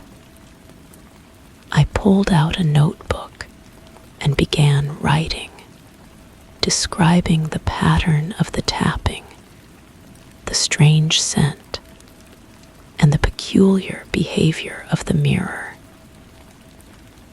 As I wrote, I found myself listening intently for any return of the sound, but the house remained silent. Over the following days, the tapping returned sporadically, always when I was alone and always following the same pattern. I began timing it, though I avoided checking the actual duration, focusing instead on counting the repetitions. Sometimes it would repeat the pattern 7 or 8 cycles before stopping. Other occasions, it would go on much longer, until I found myself unconsciously tapping along with my fingers against whatever surface was near. I started leaving recording devices in the hallway, my phone, an old tape recorder I found in a closet. But whenever I played back the recordings, they contained only silence, or occasionally a faint static that might have been anything. The absence of evidence troubled me more than if I had captured nothing at all, because the static suggested something was there, just beyond the reach of the technology. The scent in the hallway grew stronger, and I began noticing it in other parts of the house. It would appear suddenly in the kitchen while I prepared meals, in the bathroom as I brushed my teeth, even in my bedroom just before I fell asleep.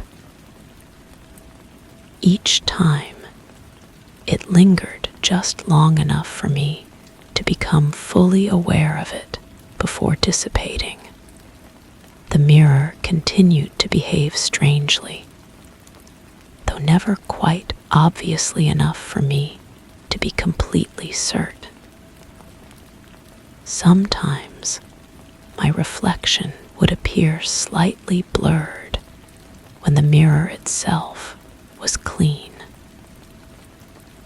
Other times, the angle of my reflection seemed wrong, as if the mirror was showing me from a perspective that didn't match where I was standing. I began touching the walls where the tapping seemed to originate, pressing my palms flat against the surface. The wall felt normal during daylight, in the evening, when the tapping usually occurred, it seemed to vibrate with a barely perceptible tremor. The vibration was so subtle that I wondered if it was my own pulse I was feeling, transmitted through my hands and back to my perception. One evening, as I sat in my room reading, the tapping began again. This time, instead of investigating, I decided to respond. I tapped back against the wall beside my chair, mimicking the pattern I had heard so many times. 3 short, 2 long, just as it always was. The original tapping stopped immediately. For several heartbeats, the house was completely silent. Then, slowly, the tapping resumed. But now it was different. Instead of the familiar pattern, it was responding to mine, repeating the rhythm I had just tapped. When it finished, it waited. I tapped a new pattern 5 quick beats. The response came back exactly the same. Whatever was creating, the sound was listening, learning, communicating. My hands trembled slightly as I reached for my notebook to record this development.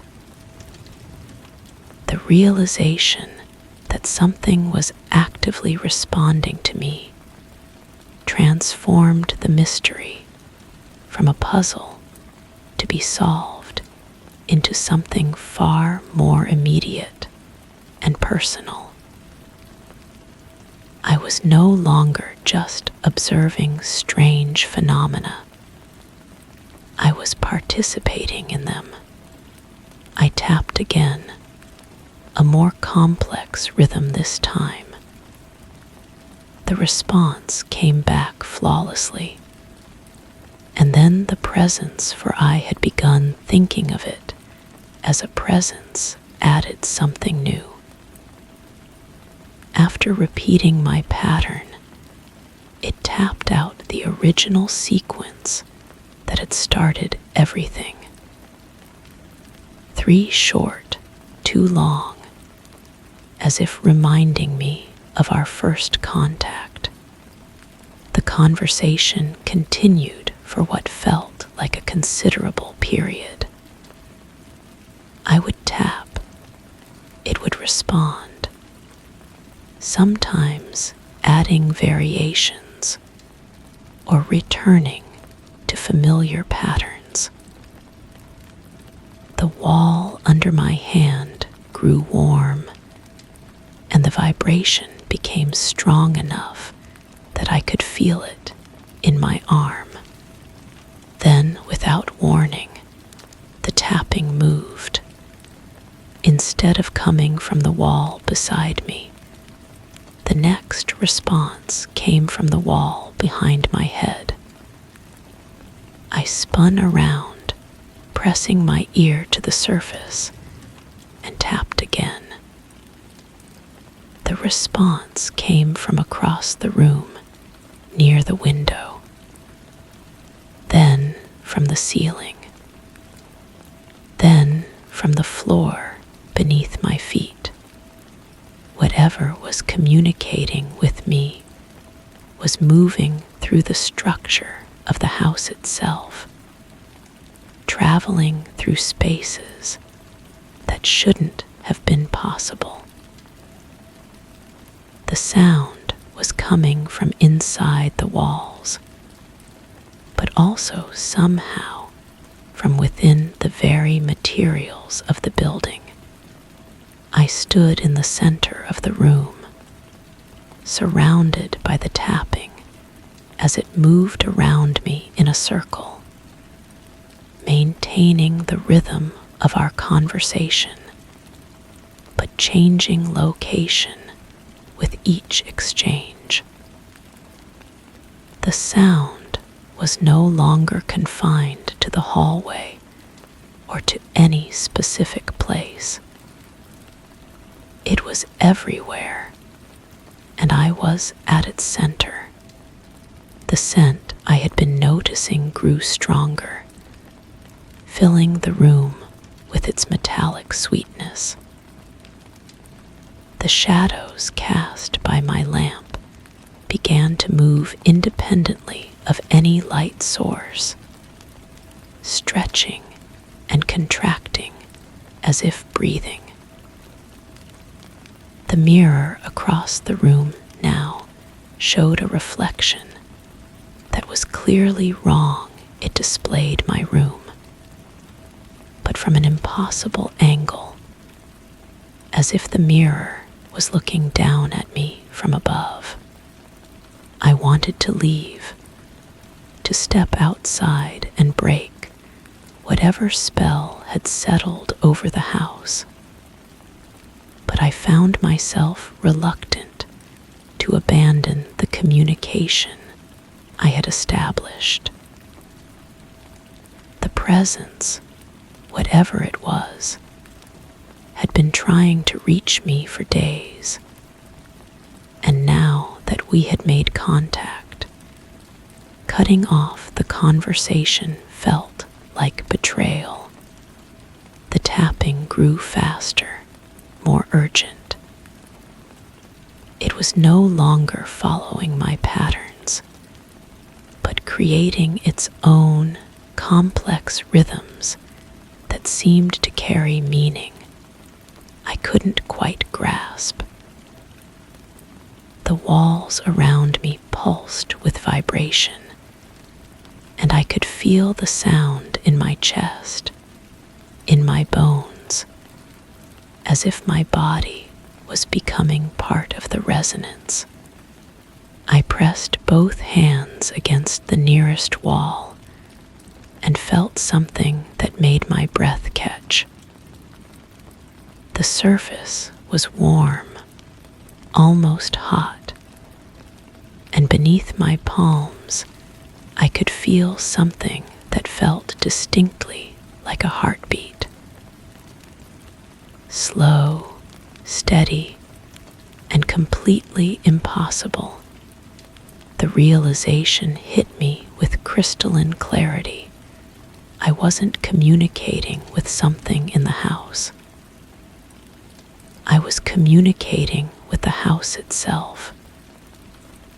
The building around me was alive, aware, and had been trying to establish contact.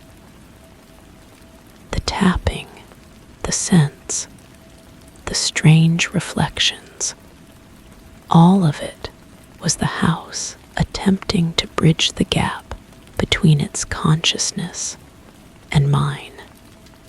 I pulled my hands away from the wall, but the heartbeat continued, now audible as well as tactile. The entire structure around me was pulsing with life, and I could feel its attention focused on me with an intensity that was both fascinating and terrifying. The tapping stopped abruptly, replaced by a new sound, a whisper that seemed to come from the walls themselves.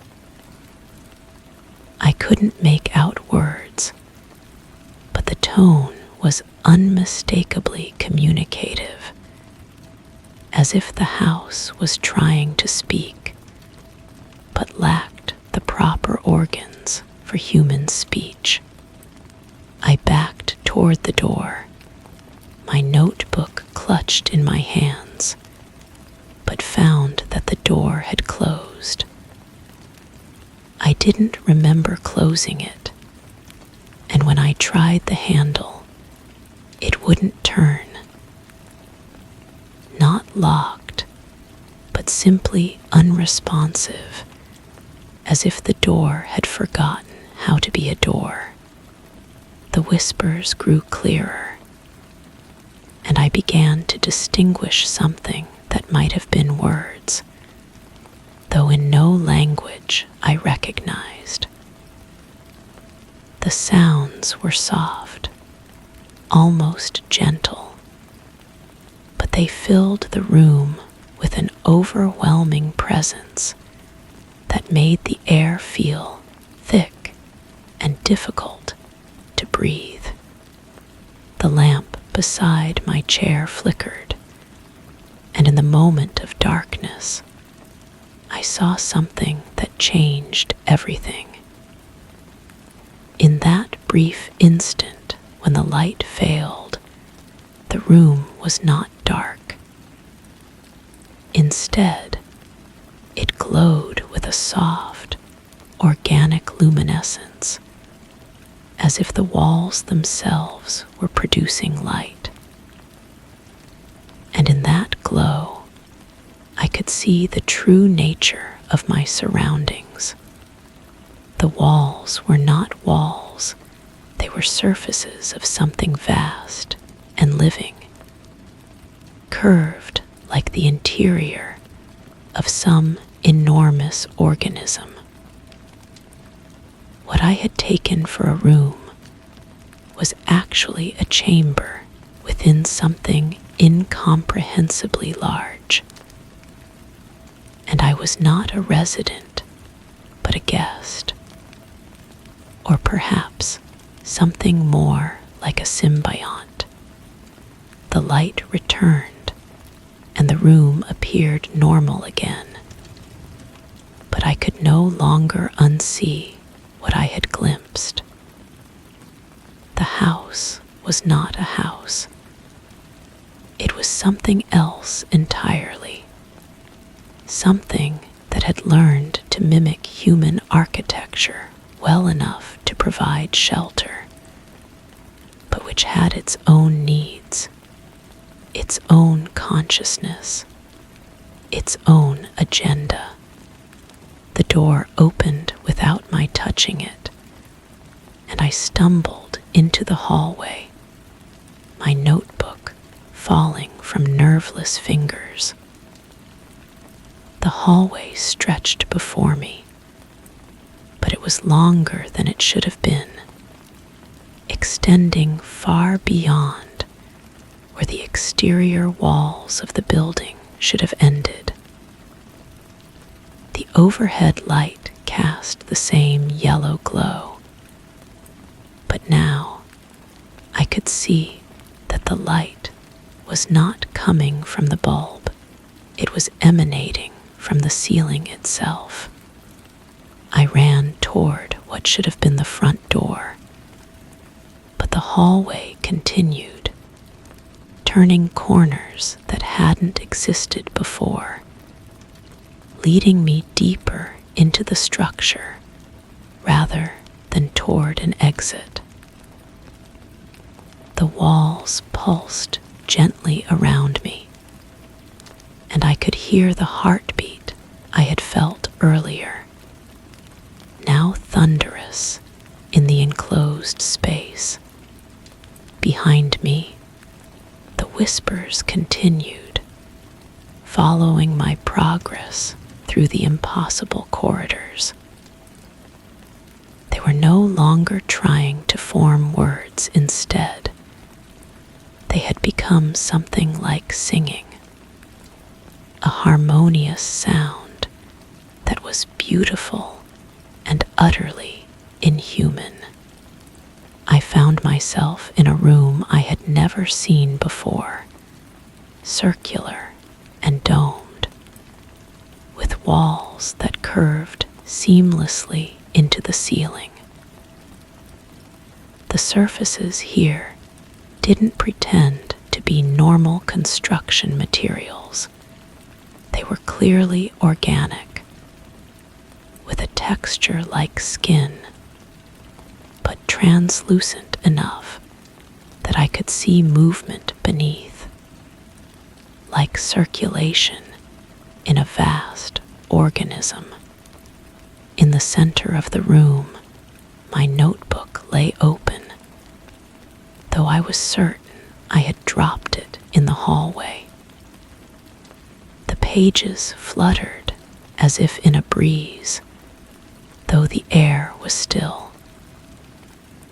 As I watched, new writing appeared on the blank pages, not words, but symbols that seemed to shift and change as I looked at them, as if they were alive.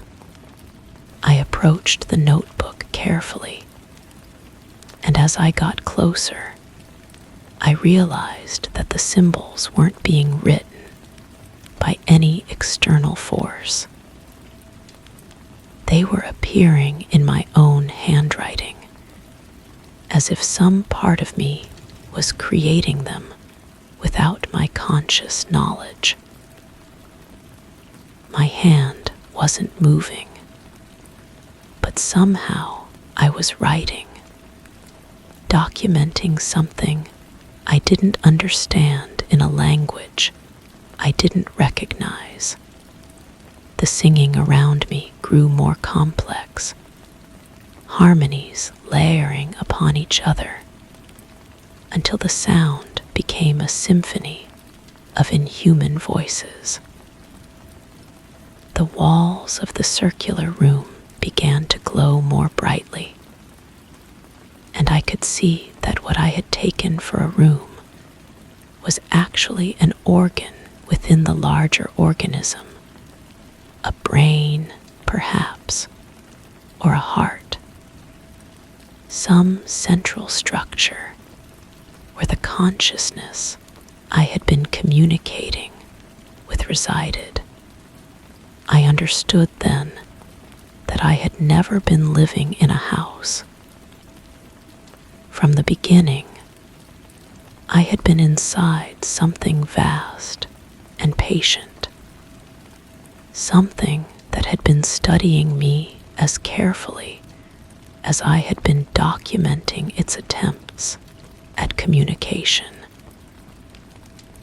The tapping had been its way of announcing itself, and my response had been an invitation for deeper contact.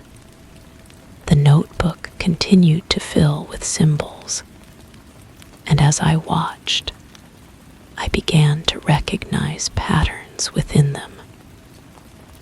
They were maps, or perhaps blueprints, showing the true structure of the organism I was inside. The building I had thought I knew was just the smallest fraction of something that extended far underground and in directions that didn't conform to normal geometry. I was not alone here.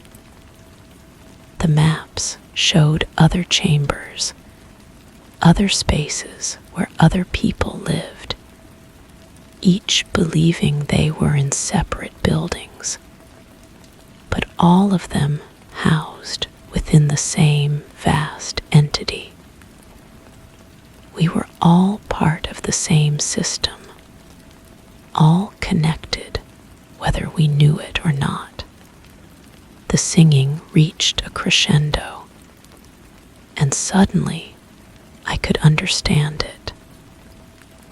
Not the words, there were no words, but the meaning behind the sound. It was welcoming me, acknowledging that I had finally seen the truth, and inviting me to accept my role as part of something larger than myself. The notebook snapped shut, and the room began to change around me. The walls shifted, reconfiguring themselves, and I found myself back in my familiar bedroom, sitting in my chair as if I had never left. The lamp cast its gentle glow The shadows danced normally on the walls, and everything appeared exactly as it had at the beginning of the evening. But I could still feel the heartbeat in the walls, still smell the metallic sweetness in the air, still see the slight wrongness in the mirror's reflection. And now I knew these things would never stop, because they weren't anomalies to be solved. They were simply the natural state of my world, finally revealed. I picked up my original notebook from the table beside my chair and opened it to continue my documentation. But the pages were no longer filled with my observations about mysterious tapping and strange scents. Instead, they contained the same symbols I had seen appearing in the circular room, written in my handwriting, but recording information I had no conscious memory of learning. The tapping began again, the familiar pattern of 3 short and 2 long. But now I understood it wasn't trying to get my attention. It was the sound of my heartbeat synchronizing with the heartbeat of the organism around me, the rhythm that connected me to the vast consciousness I was part of. I closed the notebook and settled back into my chair, listening to the gentle rustle of leaves against the window and the soft whispers that flowed through the walls like circulation through veins. Everything was exactly as it should be, and I was exactly where I belonged, though I could no longer remember choosing to be here or imagine choosing to be anywhere else. The house breathed around me, and I breathed with it, and somewhere in that shared rhythm, the boundary between myself and my surroundings dissolved into something larger and more complex than I had ever imagined possible. Story 7. The soft flicker of the candle cast a warm glow across the room, the wax gently pooling into irregular shapes atop the wooden mantel. A faint scent of lavender hung in the air, mingling with the sharper aroma of extinguished smoke. Though the evening was still and the windows tightly shut, a curious chill seemed to radiate from the dancing flame, as if the light itself was breathing an icy breath. I reached out to adjust the wick, but a shiver ran down my spine as the flame leaned away, evading my touch with an eerie, deliberate retreat. That was when I first noticed her. She lived across the courtyard, 3 floors up in the brick building that mirrored mine. Every evening, she would light a single candle and place it on her windowsill. The ritual was precise, methodical.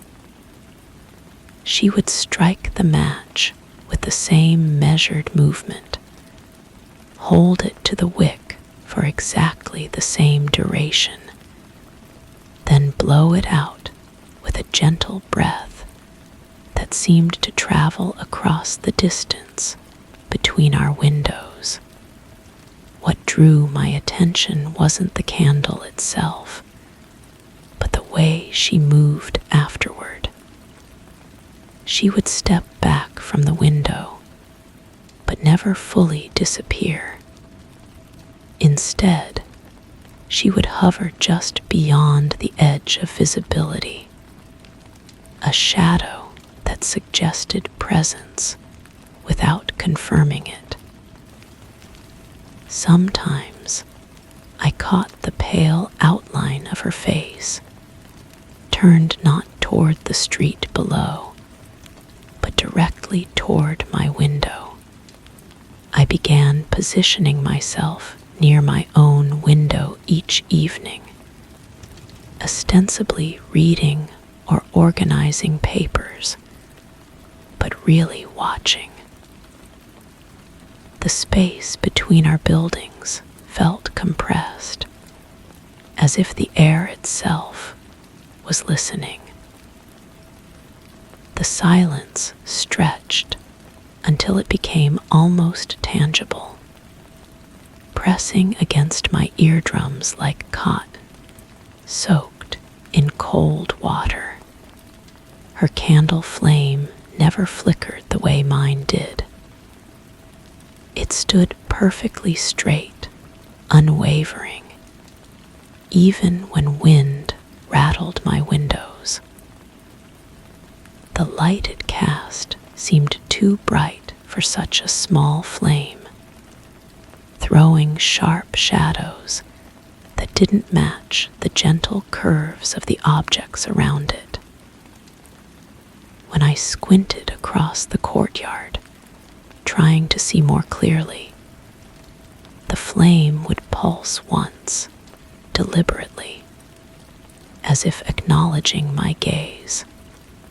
I started keeping my own candle lit longer, hoping to establish some kind of correspondence.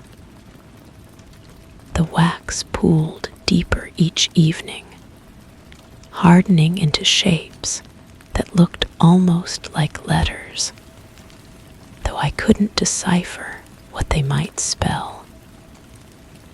The lavender scent grew stronger too, so strong it made my eyes water and my head feel light. One evening, I moved closer to my window, pressing my palm against the glass. The surface was ice cold despite the warmth of my room. Across the courtyard, she moved closer to her window too, and for a moment I thought I could see her hand rising to mirror mine. But when I blinked, she was gone, leaving only the candle burning in the empty frame. The next evening, I brought binoculars. Through the lenses, her window came into sharp focus, but something was wrong with the image. The candle flame appeared to be burning downward, melting upward toward the wick instead of away from it. The wax pooled on the ceiling above rather than on the sill below. When I lowered the binoculars and looked with my naked eyes, everything appeared normal again. I tried the binoculars again. This time, the room behind her window looked exactly like mine. Same furniture arrangement, same books on the shelves, same faded wallpaper with the water stain shaped like a bird. But that was impossible. I lived on the second floor. She was on the fifth. Our buildings were different, built in different decades. The woman stepped into view, and I adjusted the focus. Her face sharpened, and I saw with crystalline clarity that she was holding binoculars too, trained directly on me. We stared at each other through our respective lenses, and I noticed that her lips were moving, as if she were speaking. The words seemed to echo in my own mouth, though I heard nothing. I lowered my binoculars first. She lowered hers a moment later, or perhaps a moment before.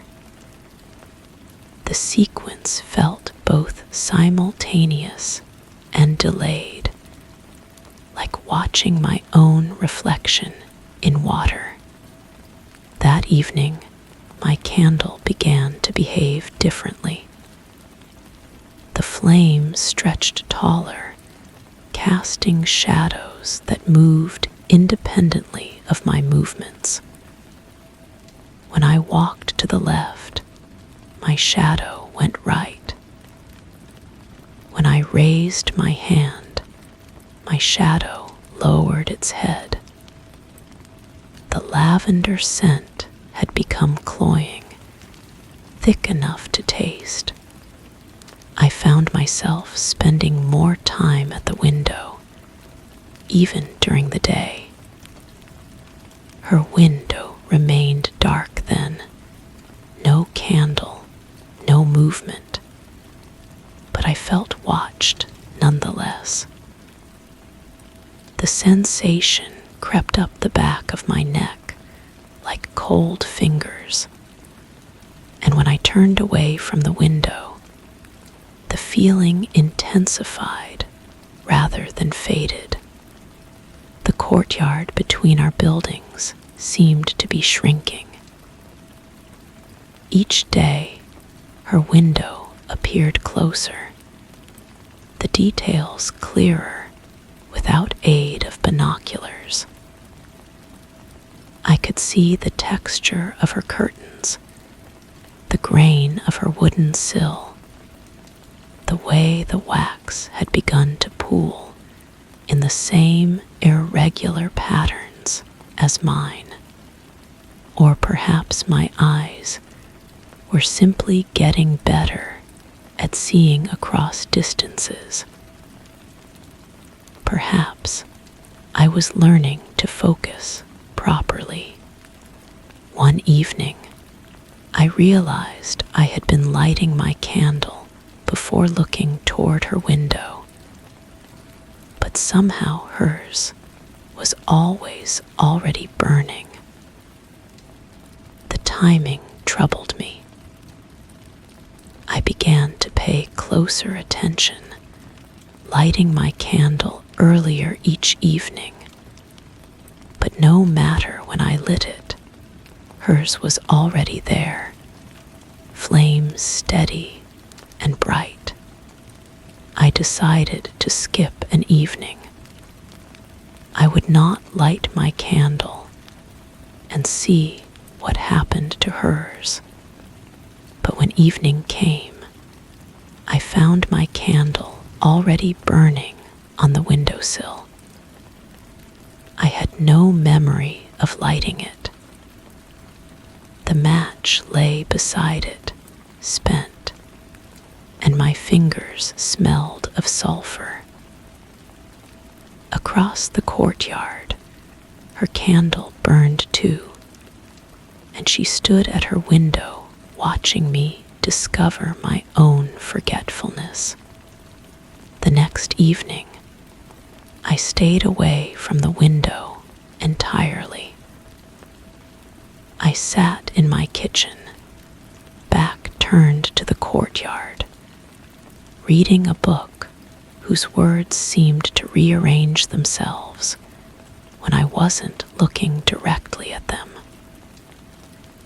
But the lavender scent followed me, and the feeling of being observed grew so intense that I could barely breathe. finally returned to the window. Both candles were burning. Mine had somehow been moved closer to the glass, and the wax had pooled into a perfect circle that reflected the flame like a mirror. In that reflection, I saw not my room, but hers. And in her reflection, I saw my room. We were looking at each other through our own reflections. The woman across the courtyard raised her hand and pressed it against her window. I felt compelled to do the same. The glass was no longer cold, but warm, almost soft under my palm. It gave slightly, like skin. That was when I noticed the courtyard was gone. Our windows were pressed directly against each other, glass touching glass, with no space between. When had that happened?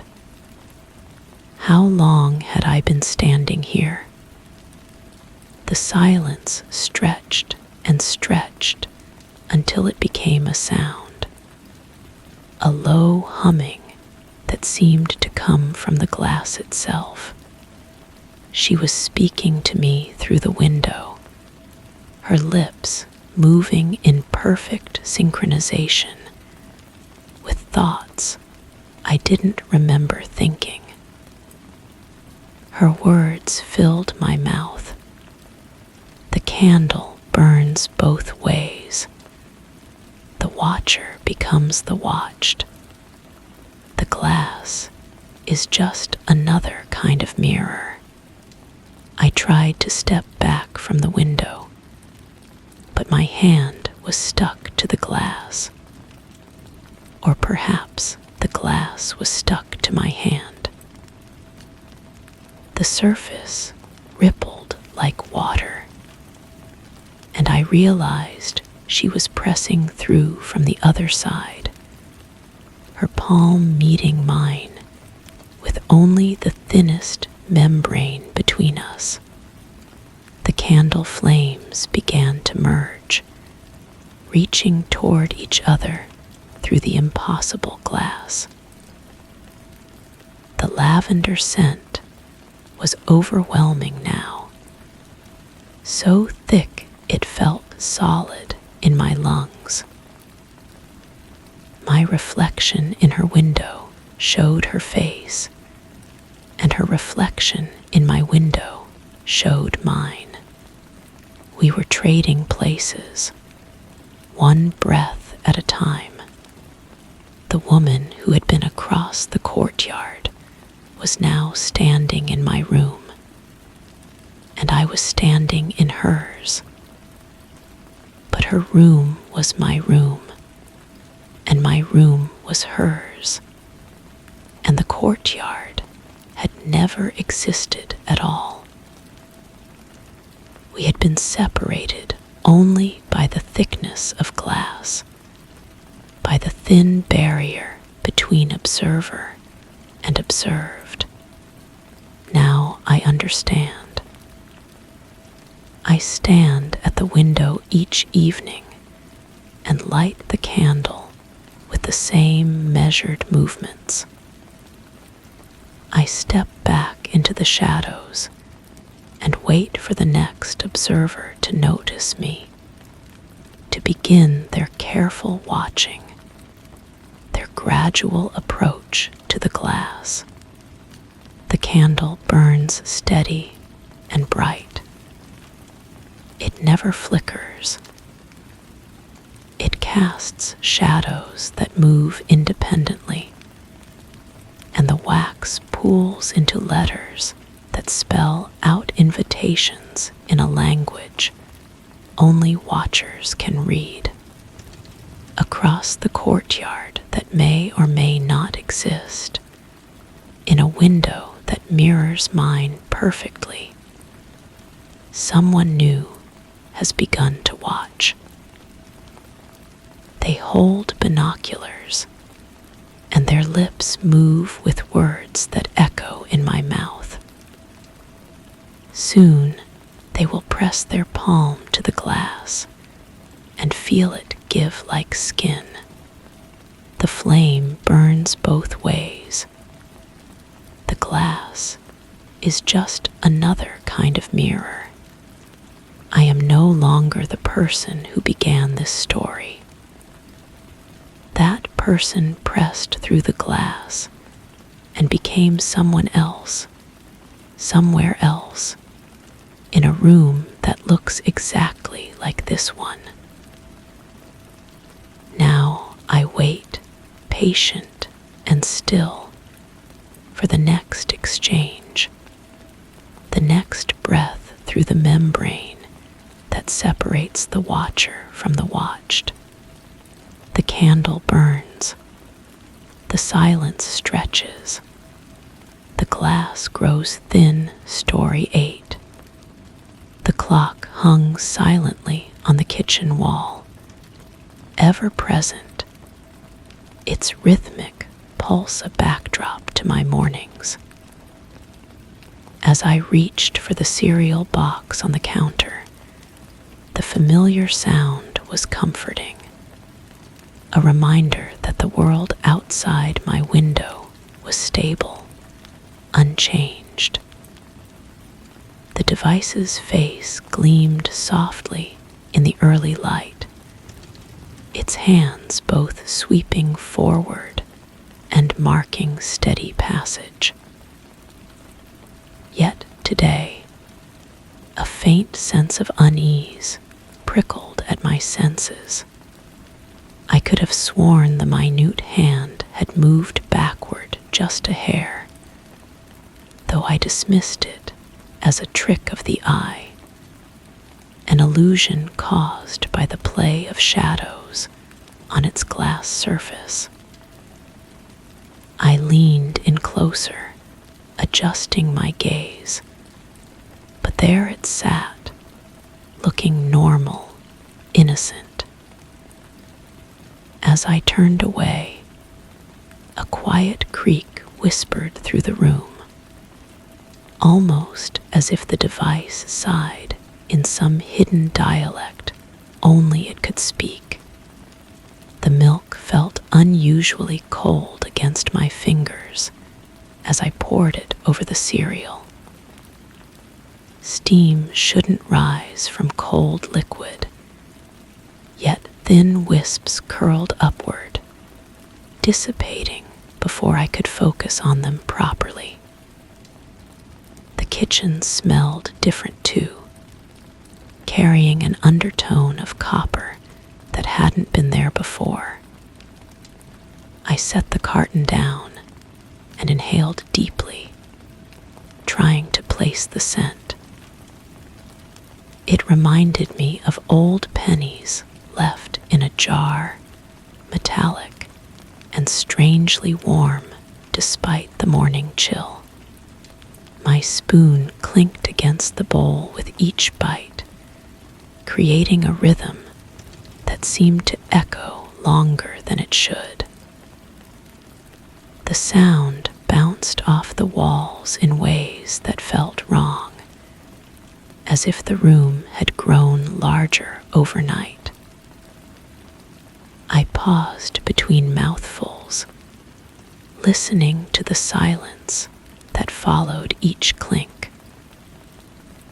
The quiet stretched and compressed like a living thing, breathing around me. The wallpaper caught my attention as I ate.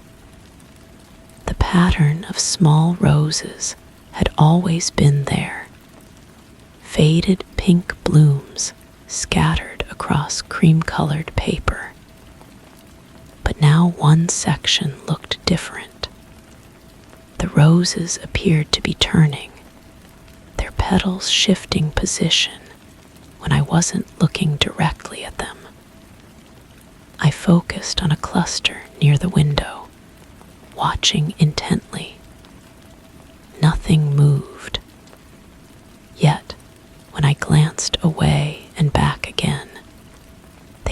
to have rotated slightly, as if following some invisible light source. I finished breakfast and moved to the sink, running water over the bowl. The faucet produced its usual steady stream, but the sound was off. Instead of the normal splash and gurgle, the water seemed to whisper as it hit the porcelain. I leaned closer, turning my ear toward the flow. The whispers were almost words, syllables that dissolved before I could grasp their meaning. The phone rang, cutting through my concentration. I dried my hands and answered, expecting the usual morning call from my supervisor. Instead, silence greeted me. Not the silence of a disconnected line, but something deeper. A presence waited on the other end, breathing in a pattern that didn't match my own. I said hello twice, then hung up. The receiver felt warm against my palm, warmer than it should after such a brief conversation. I decided to document what I was experiencing. Perhaps writing it down would help me understand whether these were real phenomena or symptoms of stress, lack of sleep, or some other rational explanation. I found a notebook and pen, settling at the kitchen table where the light was best. The pen moved smoothly across the paper as I described the morning's events. The backward moving hand, the steaming cold milk, the shifting roses, the whispering water, the silent breathing on the phone.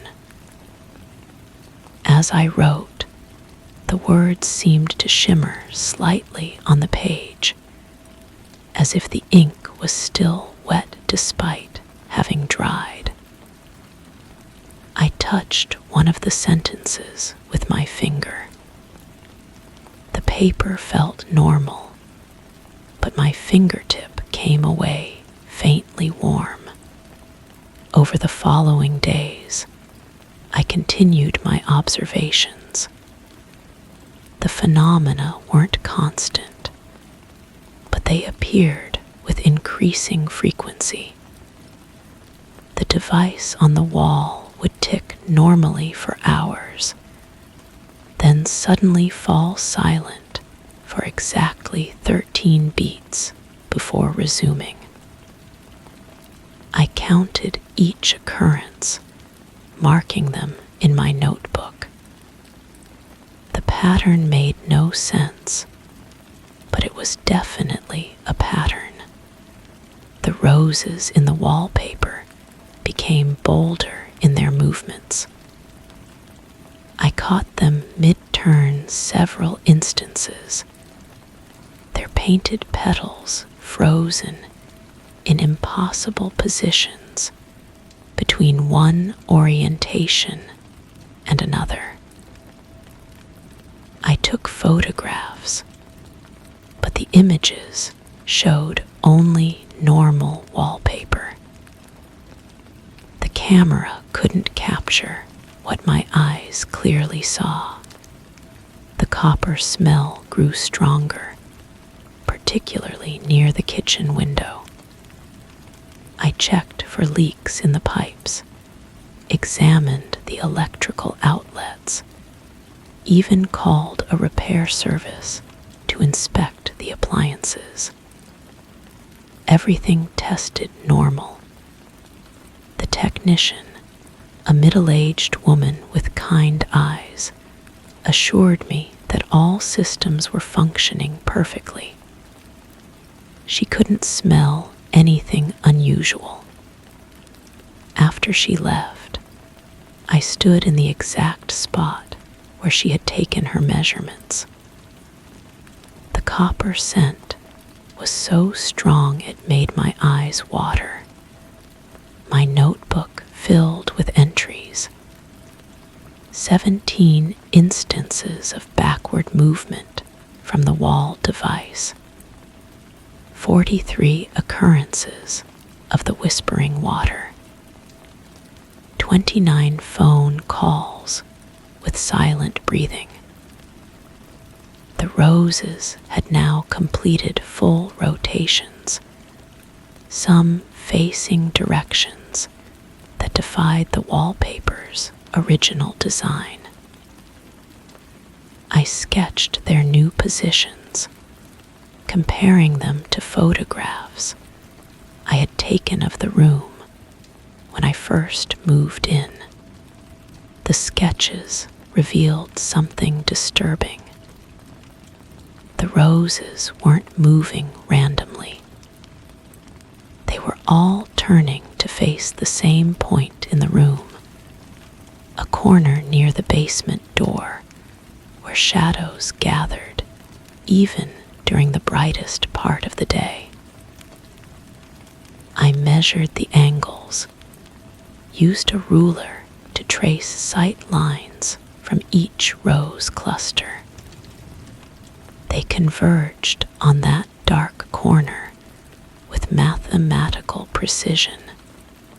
I began spending more attention on that corner. The shadows there seemed denser than they should be, as if they were made of something heavier than mere absence of light. When I held a flashlight beam on the spot, the illumination seemed to bend around something invisible, creating a zone that remained dim despite direct light. The basement door started opening on its own, just a crack at first, barely noticeable. I would close it firmly, making sure the latch caught, only to find it ajar again later. The opening grew wider each occurrence. After a week, it stood half open, revealing the wooden steps that descended into darkness below.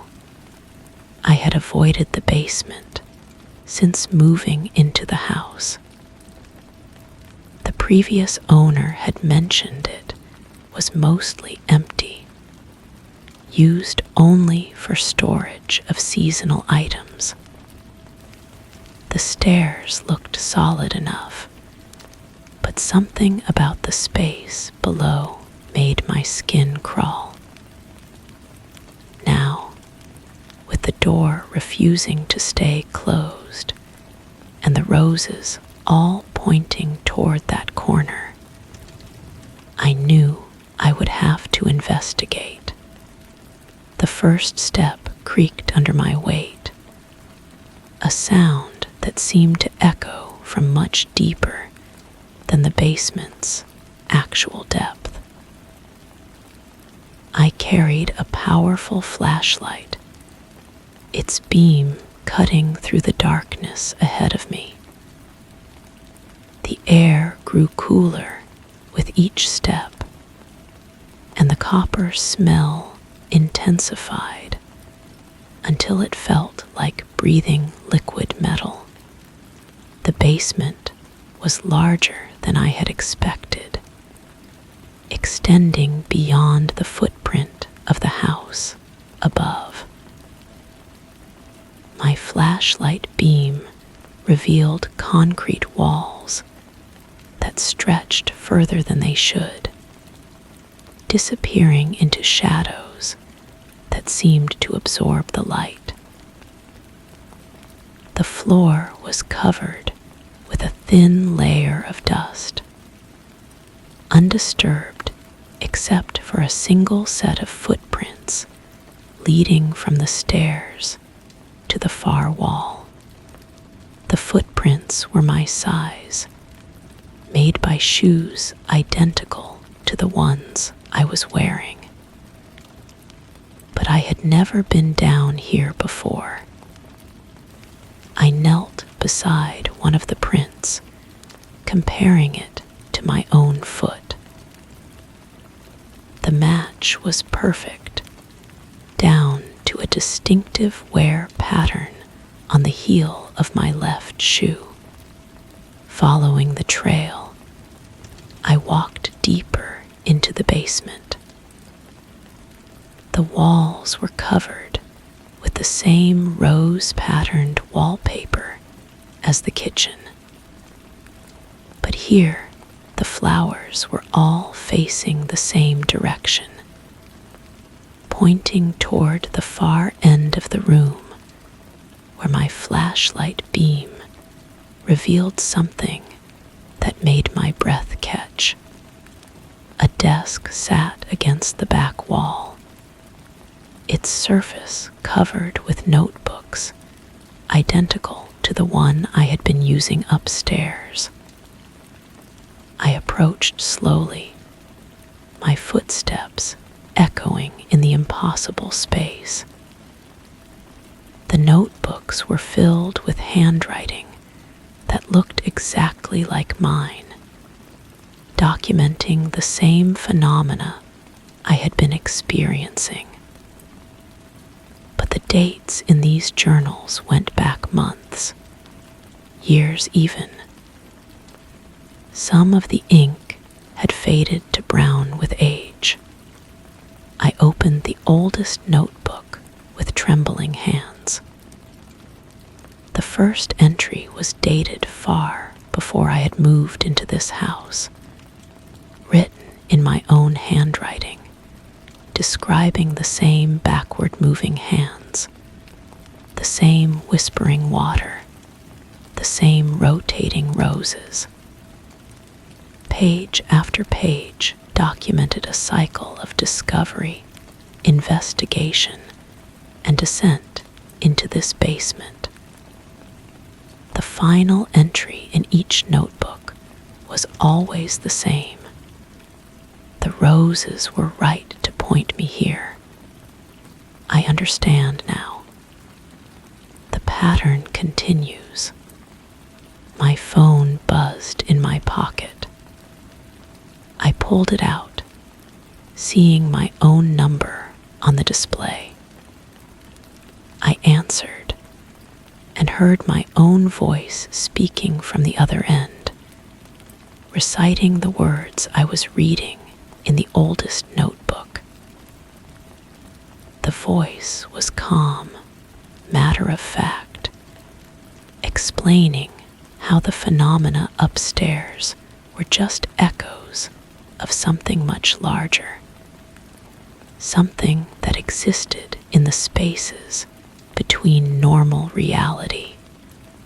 The call ended, and I noticed my reflection in the phone's black screen. But the reflection was writing in a notebook while I stood empty-handed. I looked down at my hands and found I was indeed holding a pen, adding words to a fresh page in a notebook I didn't remember picking up. The words I was writing weren't coming from my conscious mind. My hand moved automatically, documenting discoveries I hadn't yet made, describing rooms in this basement I hadn't yet explored. The handwriting was definitely mine, but the knowledge came from somewhere else, as if I was taking dictation from a version of myself that had been here much longer. I tried to stop writing, but my hand continued moving across the page. The pen felt warm, almost alive, and the words it produced glowed faintly before settling into normal ink. I was describing a door at the back of the basement, behind the desk, that led to other houses, other kitchens, where other versions of myself were just beginning to notice that something was wrong with their morning routines. The door was there when I looked up from the notebook. It hadn't been there before, but now it stood open, revealing a corridor lined with identical doors. Through each doorway, I could see kitchens with rose-patterned wallpaper and devices on the walls whose hands moved in directions they shouldn't. I walked to the nearest doorway and peered through. Another version of myself stood at a sink, listening to water whisper secrets. This other self looked younger, less tired, still believing that rational explanations existed for what was happening. I watched as he answered a phone call, heard the confusion in his voice as he said hello to silence and breathing.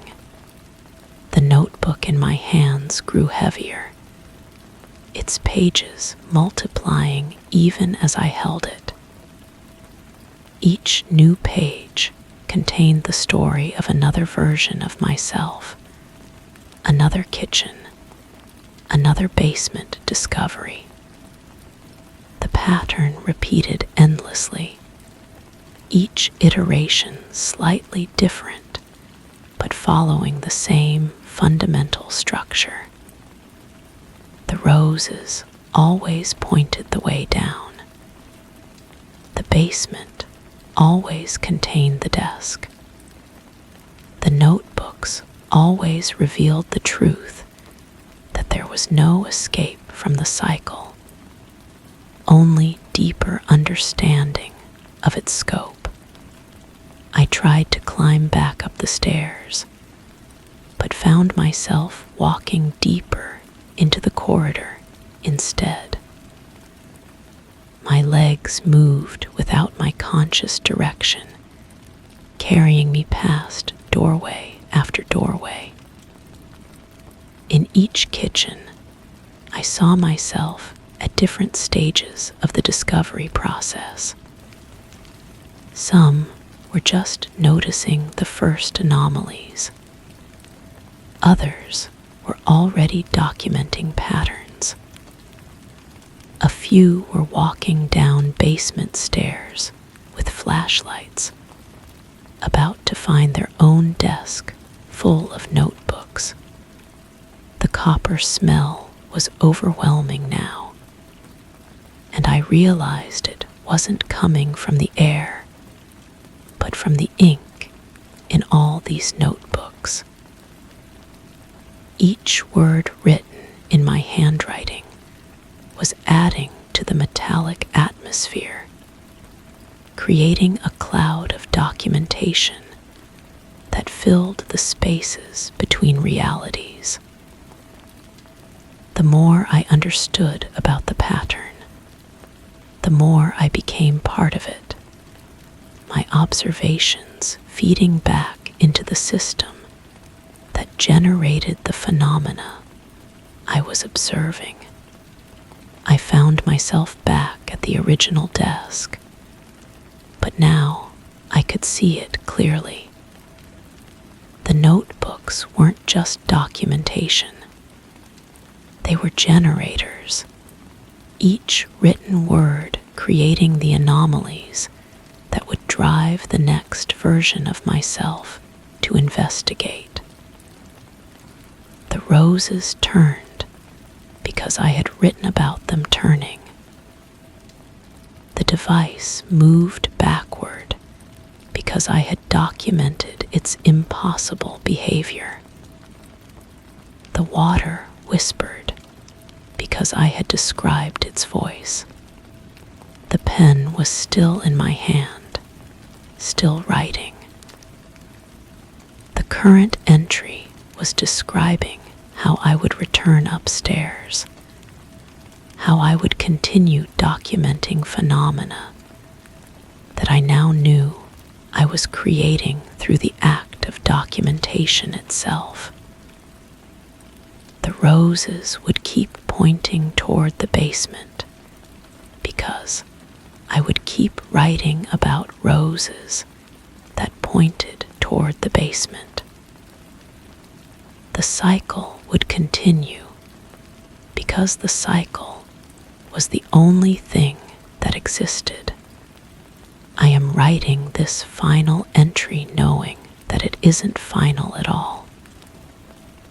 Somewhere above me, another version of myself is just noticing that the minute hand seems to have moved in the wrong direction. He will dismiss it as a trick of the eye. He will start documenting what he sees. He will follow the rose's guidance down to this basement where he will find these words and understand that understanding changes nothing. The pattern continues. The notebooks multiply. The corridor grows longer, and in kitchens throughout the infinite house, devices tick backward, while roses turn their faces toward the truth that waits below. Story 9. The clock sat atop the mantel in the living room, its polished wood gleaming under the soft light of the table lamp. Each night, its rhythmic ticking provided a steady backdrop to my evening routine. It was a comforting sound, one I had grown accustomed to over the years. As I settled into my usual chair with a book, I noticed the rustle of the curtains, gently swaying in the breeze from the slightly open window. The faint creak of the floorboards accompanied my footsteps, a familiar symphony within the quiet house. Tonight, however, as I glanced at the clock, something seemed off. The second hand hesitated with each tick, as if burdened by an unseen weight. I leaned in closer, almost imperceptibly drawn to its stilted dance. The air around me felt thick, the usual light hum of distant traffic muted to a whisper. I shook my head, dismissing the sense of unease as mere fatigue.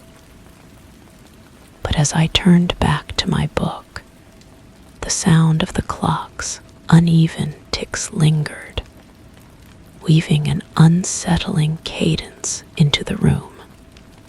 The words on the page blurred slightly as I tried to focus. The sentences seemed to shift when I wasn't looking directly at them, rearranging themselves into patterns that felt almost familiar. I blinked hard, pressing my fingertips against my temples. The house settled around me with its usual creaks and sighs, but underneath these familiar sounds, I detected something else. A soft scratching, like fingernails against wood, coming from somewhere within the walls themselves. I closed the book and listened more carefully. The scratching came in intervals. 3 short bursts followed by 2 longer ones. Then silence. Then the pattern repeated. My breathing slowed as I concentrated on this new rhythm, trying to determine its source. The sound seemed to move, traveling from the wall behind me to the one on my left, then fading entirely before starting again somewhere else. Standing up, I approached the mantel where the clock continued its labored ticking. The second hand now moved in tiny jerks, pausing for what felt like heartbeats between each increment. I reached out to touch the glass face, and the surface felt warm, almost feverish. My reflection stared back at me, but something about it seemed delayed, as if the mirror image was a fraction of a second behind my actual movements. The scratching returned, this time more insistent. 3 short, 2 long, then a pause. I found myself counting along with it, my lips moving silently. The pattern felt significant, like a code waiting to be deciphered. I walked slowly around the room, following the sound as it migrated from wall to wall. The floorboards beneath my feet responded with their own creaks, but these too seemed different now, more deliberate, as if the house itself was trying to communicate. In the kitchen, I found a notebook and began recording what I observed.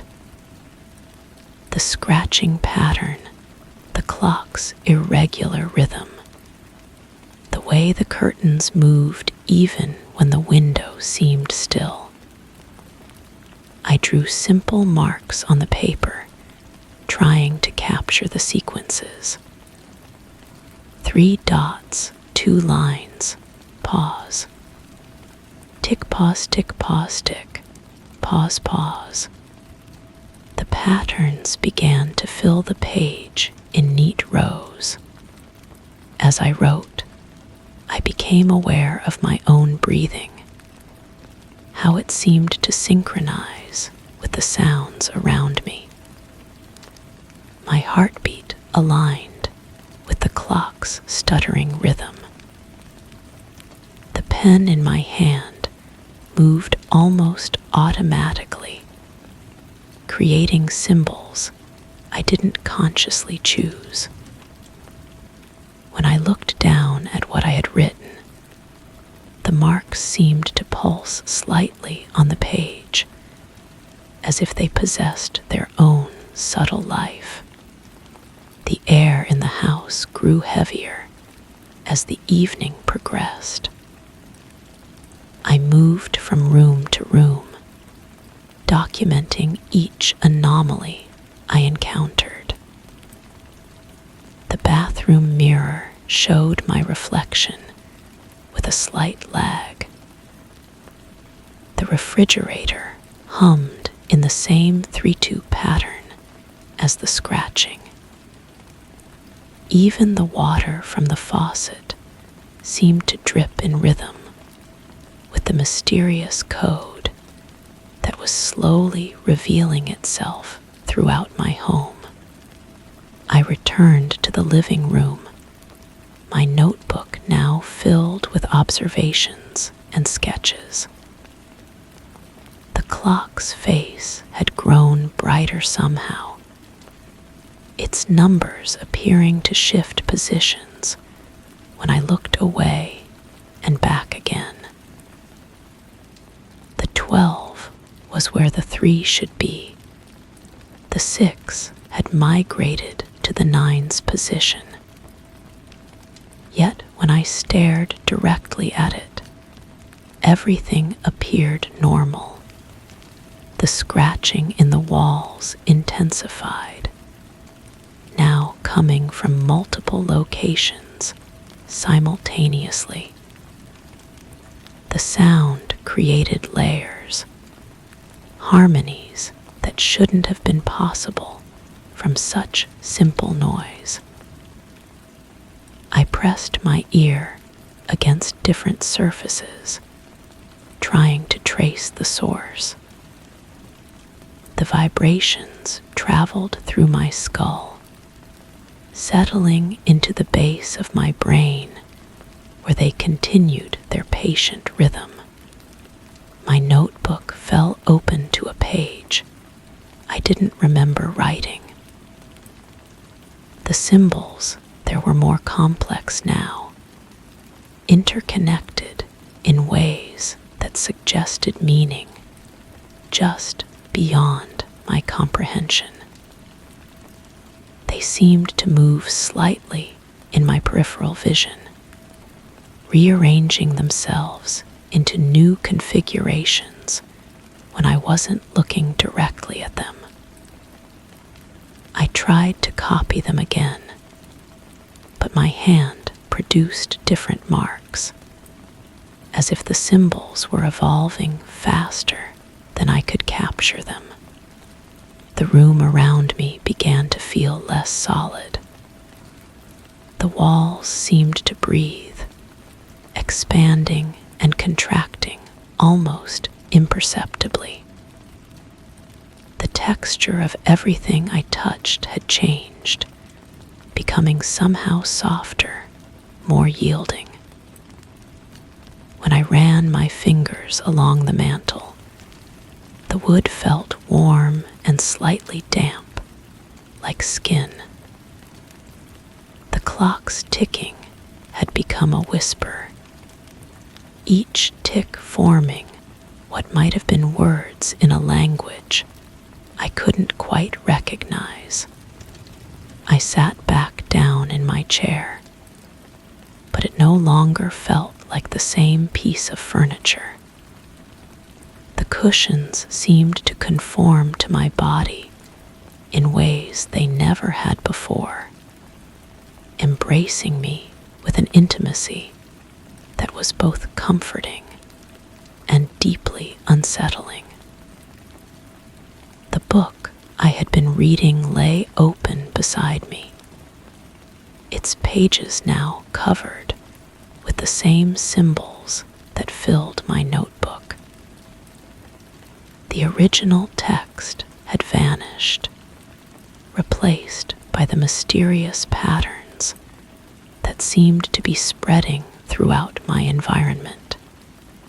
The boundary between my thoughts and the sounds around me began to dissolve. I could feel the scratching in the walls as if it were happening inside my own chest. The clock's irregular rhythm had become the beating of my heart, or perhaps my heart had adjusted itself to match the clock's diseased tempo. When I breathed, the curtains moved in response. When I blinked, the lights in the room flickered in sympathy. My reflection in the clock's glass face no longer looked quite like me. The features were similar, but somehow rearranged, as if I were looking at a relative I had never met. This other version of myself seemed more aware of what was happening, nodding slightly when I tilted my head, smiling when I had not intended to smile. I reached toward the glass again, and my reflection reached back, but our fingertips didn't align properly. There was a gap, a space where our hands should have met but couldn't quite touch. The scratching sounds had evolved into something more complex, a symphony of small movements within the walls. I could distinguish individual voices now, each contributing to the greater pattern. Some scratched quickly in short bursts. Others drew long, slow lines that seemed to stretch across entire rooms. Together, they created a composition that felt both alien and deeply familiar, like a song I had known in childhood but forgotten. I found myself standing without remembering the decision to rise. My feet carried me through the house, following pathways that seemed predetermined. In each room, I discovered new manifestations of the pattern. The tiles in the bathroom had rearranged themselves into the familiar 3-2 sequence. The books on my shelves leaned at angles that matched the rhythm. Even the dust particles floating in the lamplight moved in synchronized formations. The notebook in my hands had become something else entirely. The pages now contained symbols that seemed to extend beyond the paper's surface, creating depth and dimension that shouldn't have been possible. When I traced the marks with my finger, I could feel them responding, shifting, and growing under my touch. The ink seemed warm, almost alive, and it left traces on my fingertip that tingled with a sensation I couldn't identify. My perception of the house's layout began to change. Doorways led to rooms that felt larger or smaller than they should have been. The hallway stretched longer when I walked down it, but contracted when I tried to return. The ceiling in the living room seemed higher, the walls farther apart, as if the space were expanding to accommodate something that hadn't been there before. The clock on the mantel had become the center of everything. Its face now glowed with an inner light that cast moving shadows across the walls. These shadows formed shapes that almost resembled the symbols in my notebook, but they shifted too quickly for me to be certain. The hands of the clock moved independently of each other, creating angles and positions that defied conventional understanding of how such mechanisms should function. I realized that I was no longer simply observing these phenomena. I had become part of them. My breathing contributed to the rhythm. My heartbeat added to the symphony of sounds within the walls. When I moved, the house responded. When I thought, the symbols in my notebook rearranged themselves to reflect my mental state. The boundary between myself and my environment had dissolved so completely that I could no longer determine where I ended and the mystery began. The scratching in the walls reached a crescendo, then suddenly stopped. The silence that followed was so complete it seemed to have physical weight. Even the clock ceased its labored ticking. In this absolute quiet, I could hear something new, a sound like whispered words coming from everywhere and nowhere at once. The voices spoke in the language of the symbols, using the 3-2 pattern as grammar and rhythm as meaning. I understood then that I had been invited into something larger than myself. The house, the sounds, the symbols, they were all part of a system that existed beyond ordinary perception. I had been chosen to witness it, to become part of it, to carry its pattern forward. The notebook in my hands was no longer just a record of my observations. It had become a part of me, its symbols now written into my thoughts and memories.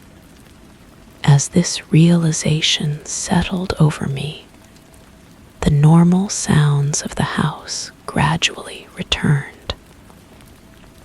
The clock resumed its ticking, though it maintained the irregular rhythm that had first caught my attention. The scratching in the walls continued, but softer now, more patient. The curtains swayed gently in their eternal breeze. I returned to my chair and opened my book, but the words on the page had permanently changed. They told the same story they had always told, but now I could read the deeper meaning hidden between the lines. The symbols were there too, woven into the text so subtly that only someone who had learned their language could detect them. The clock's reflection showed me my own face again, but I was different now. My eyes held knowledge they hadn't possessed before. My expression carried the weight of secrets that couldn't be shared with those who hadn't been initiated into the pattern. I was still myself, but I was also something more, something that belonged to the rhythm and the symbols and the whispered voices in the walls. The house settled around me with its familiar sounds, but I knew I would never hear them the same way again. Every creak and sigh now carried meaning.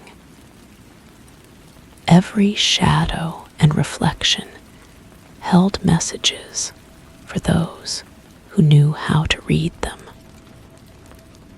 I had become a translator for a language that existed in the spaces between ordinary perception and deeper truth.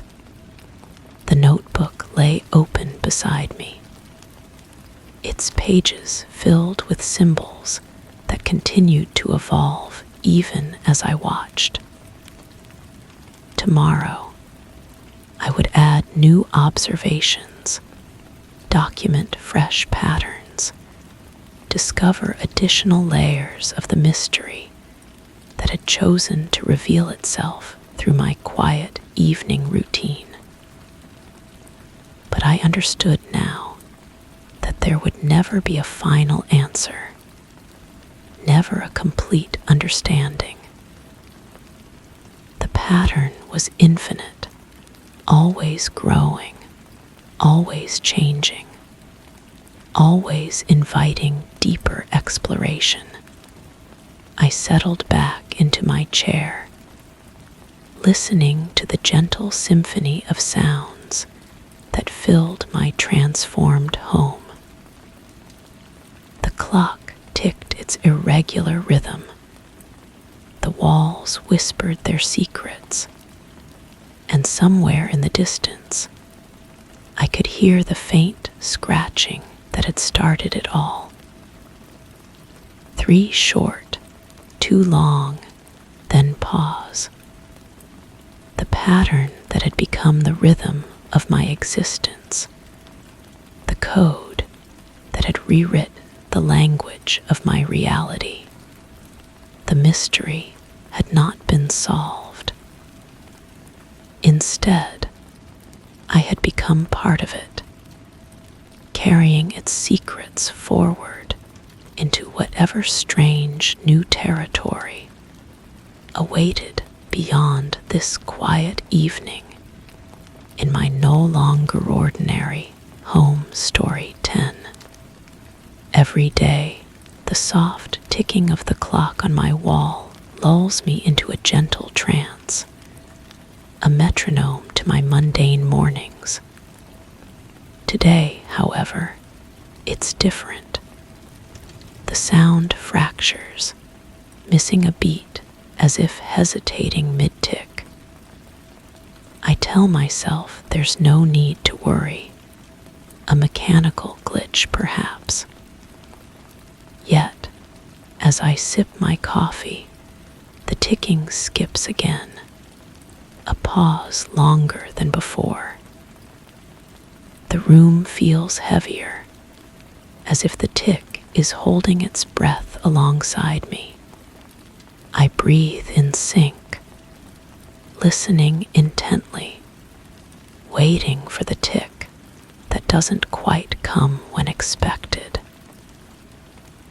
Each moment stretches longer, the rhythm irregular, each beat a reminder that something is subtly askew, the measured time now carrying a whispered unease.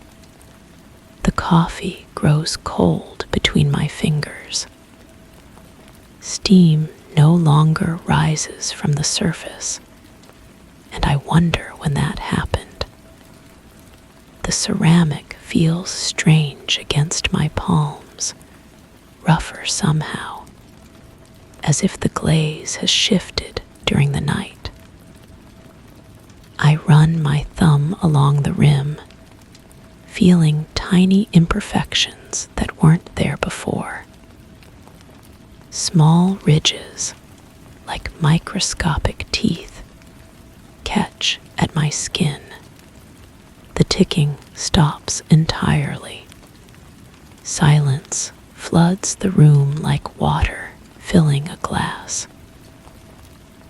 My ears strain against the absence, searching for the familiar rhythm that has accompanied my mornings for so long. The quiet has weight, pressing against my eardrums with a soft insistence. I can hear my own heartbeat now, irregular and too loud, echoing the broken pattern the clock had been struggling to maintain. I set the cup down on the table. The sound it makes is wrong. Not the gentle clink of ceramic against wood, but something duller, more muffled. The table surface feels different beneath my fingertips when I reach to steady the cup. The grain of the wood runs in directions I don't remember, swirling patterns that seem to shift when I'm not looking directly at them. Standing up feels like moving through thick air. My legs respond slowly, as if they've forgotten their purpose. The floorboards beneath my bare feet are warm, warmer than they should be. The heat seeps upward through my soles, traveling along my bones with a gentle persistence that makes me want to sink back down. But I need to check the clock. Each step toward the wall takes longer than it should. The distance stretches, the familiar path across my own room becoming foreign territory. The air grows thicker with each breath, carrying scents that don't belong. Something sweet and cloying, like flowers left too long in stagnant water.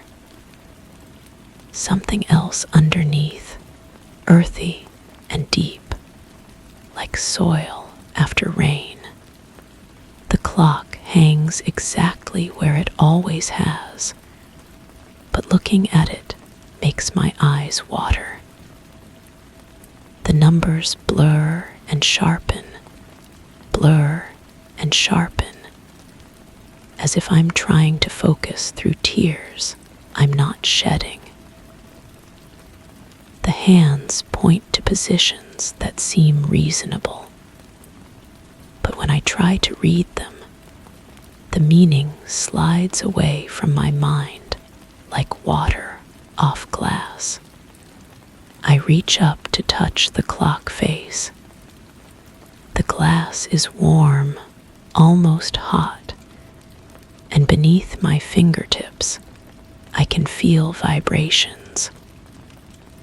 Not the mechanical tick I expect, but something organic.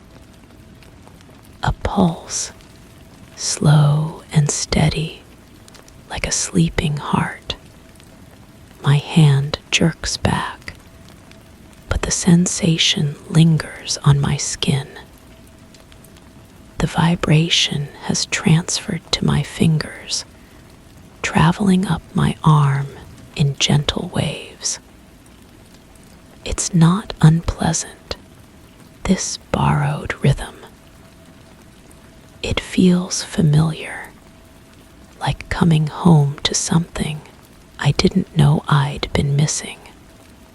The room behind me has changed while I wasn't looking. I can sense it without turning around.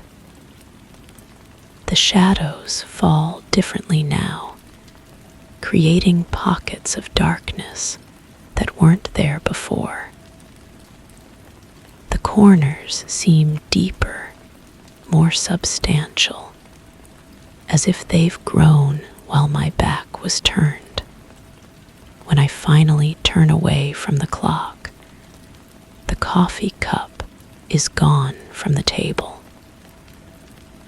The wood surface is clean, unmarked, as if nothing had ever been placed there.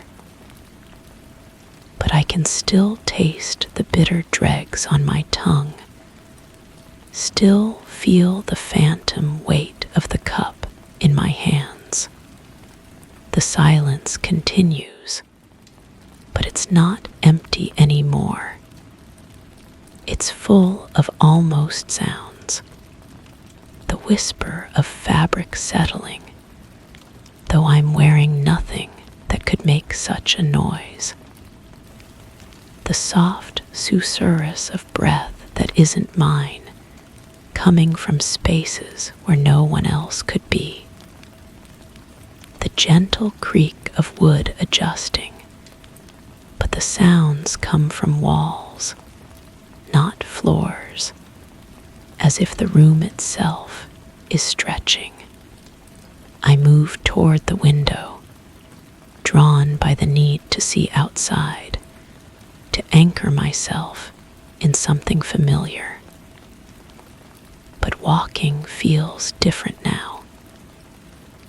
My feet sink slightly into the floor with each step, not breaking through, but pressing into a surface that yields like firm earth. The warmth I felt before has spread, turning the floorboards into something that welcomes the weight of my body.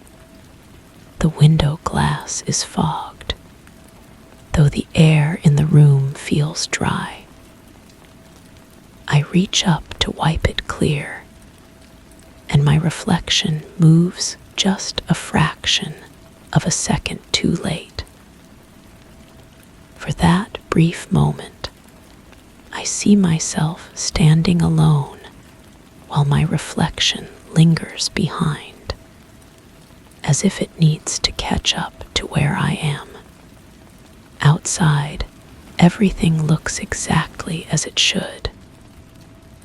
Trees, sky, the familiar landscape I've seen countless mornings before.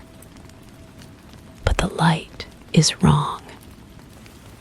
It falls at angles that don't match what the shadows in my room suggest. The leaves on the trees move without wind, rustling in patterns that form almost words, almost meanings that dissolve when I try to focus on them. I press my forehead against the glass. It's warm, like everything else, and through the contact, I can feel vibrations. The same pulse I felt from the clock, but stronger here, more insistent. The rhythm is trying to match itself to my heartbeat, or perhaps my heartbeat is trying to match it. Behind me, I hear the soft sound of pages turning, but there are no books open in the room.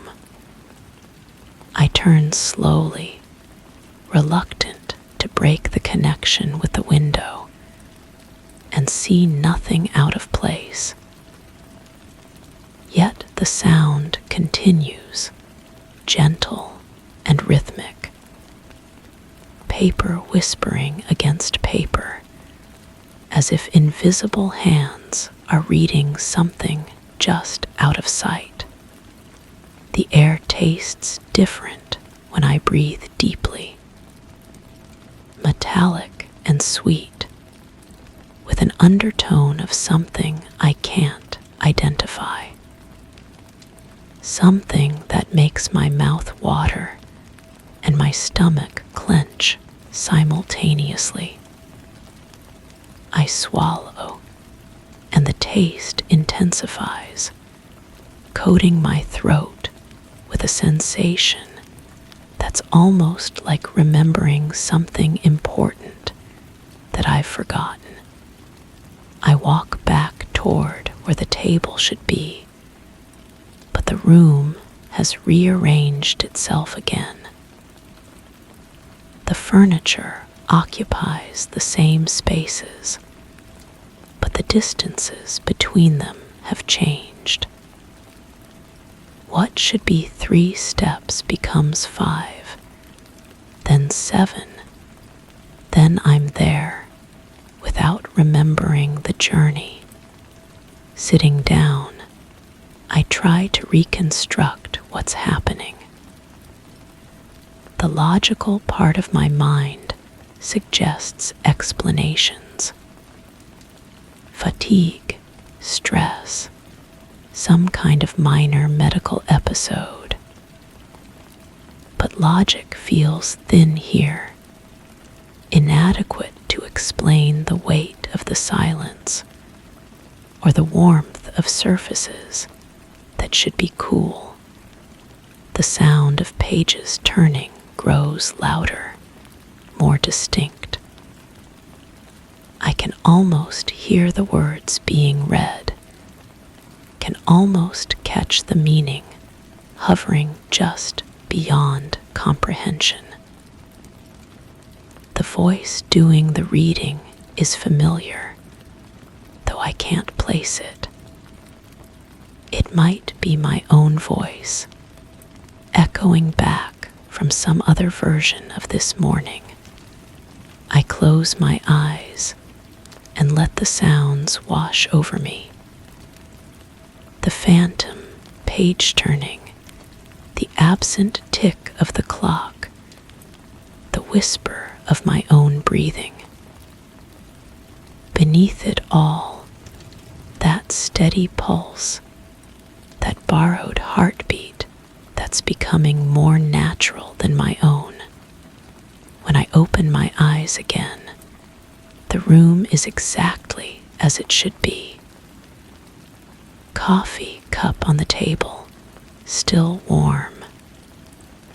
Clock on the wall, ticking steadily. Morning light streaming through clear windows at appropriate angles, but I can still feel the pulse under my skin. Still taste the metallic sweetness on my tongue. Still hear the soft turning of invisible pages somewhere just beyond the edge of perception. I pick up the coffee cup, and it feels normal in my hands.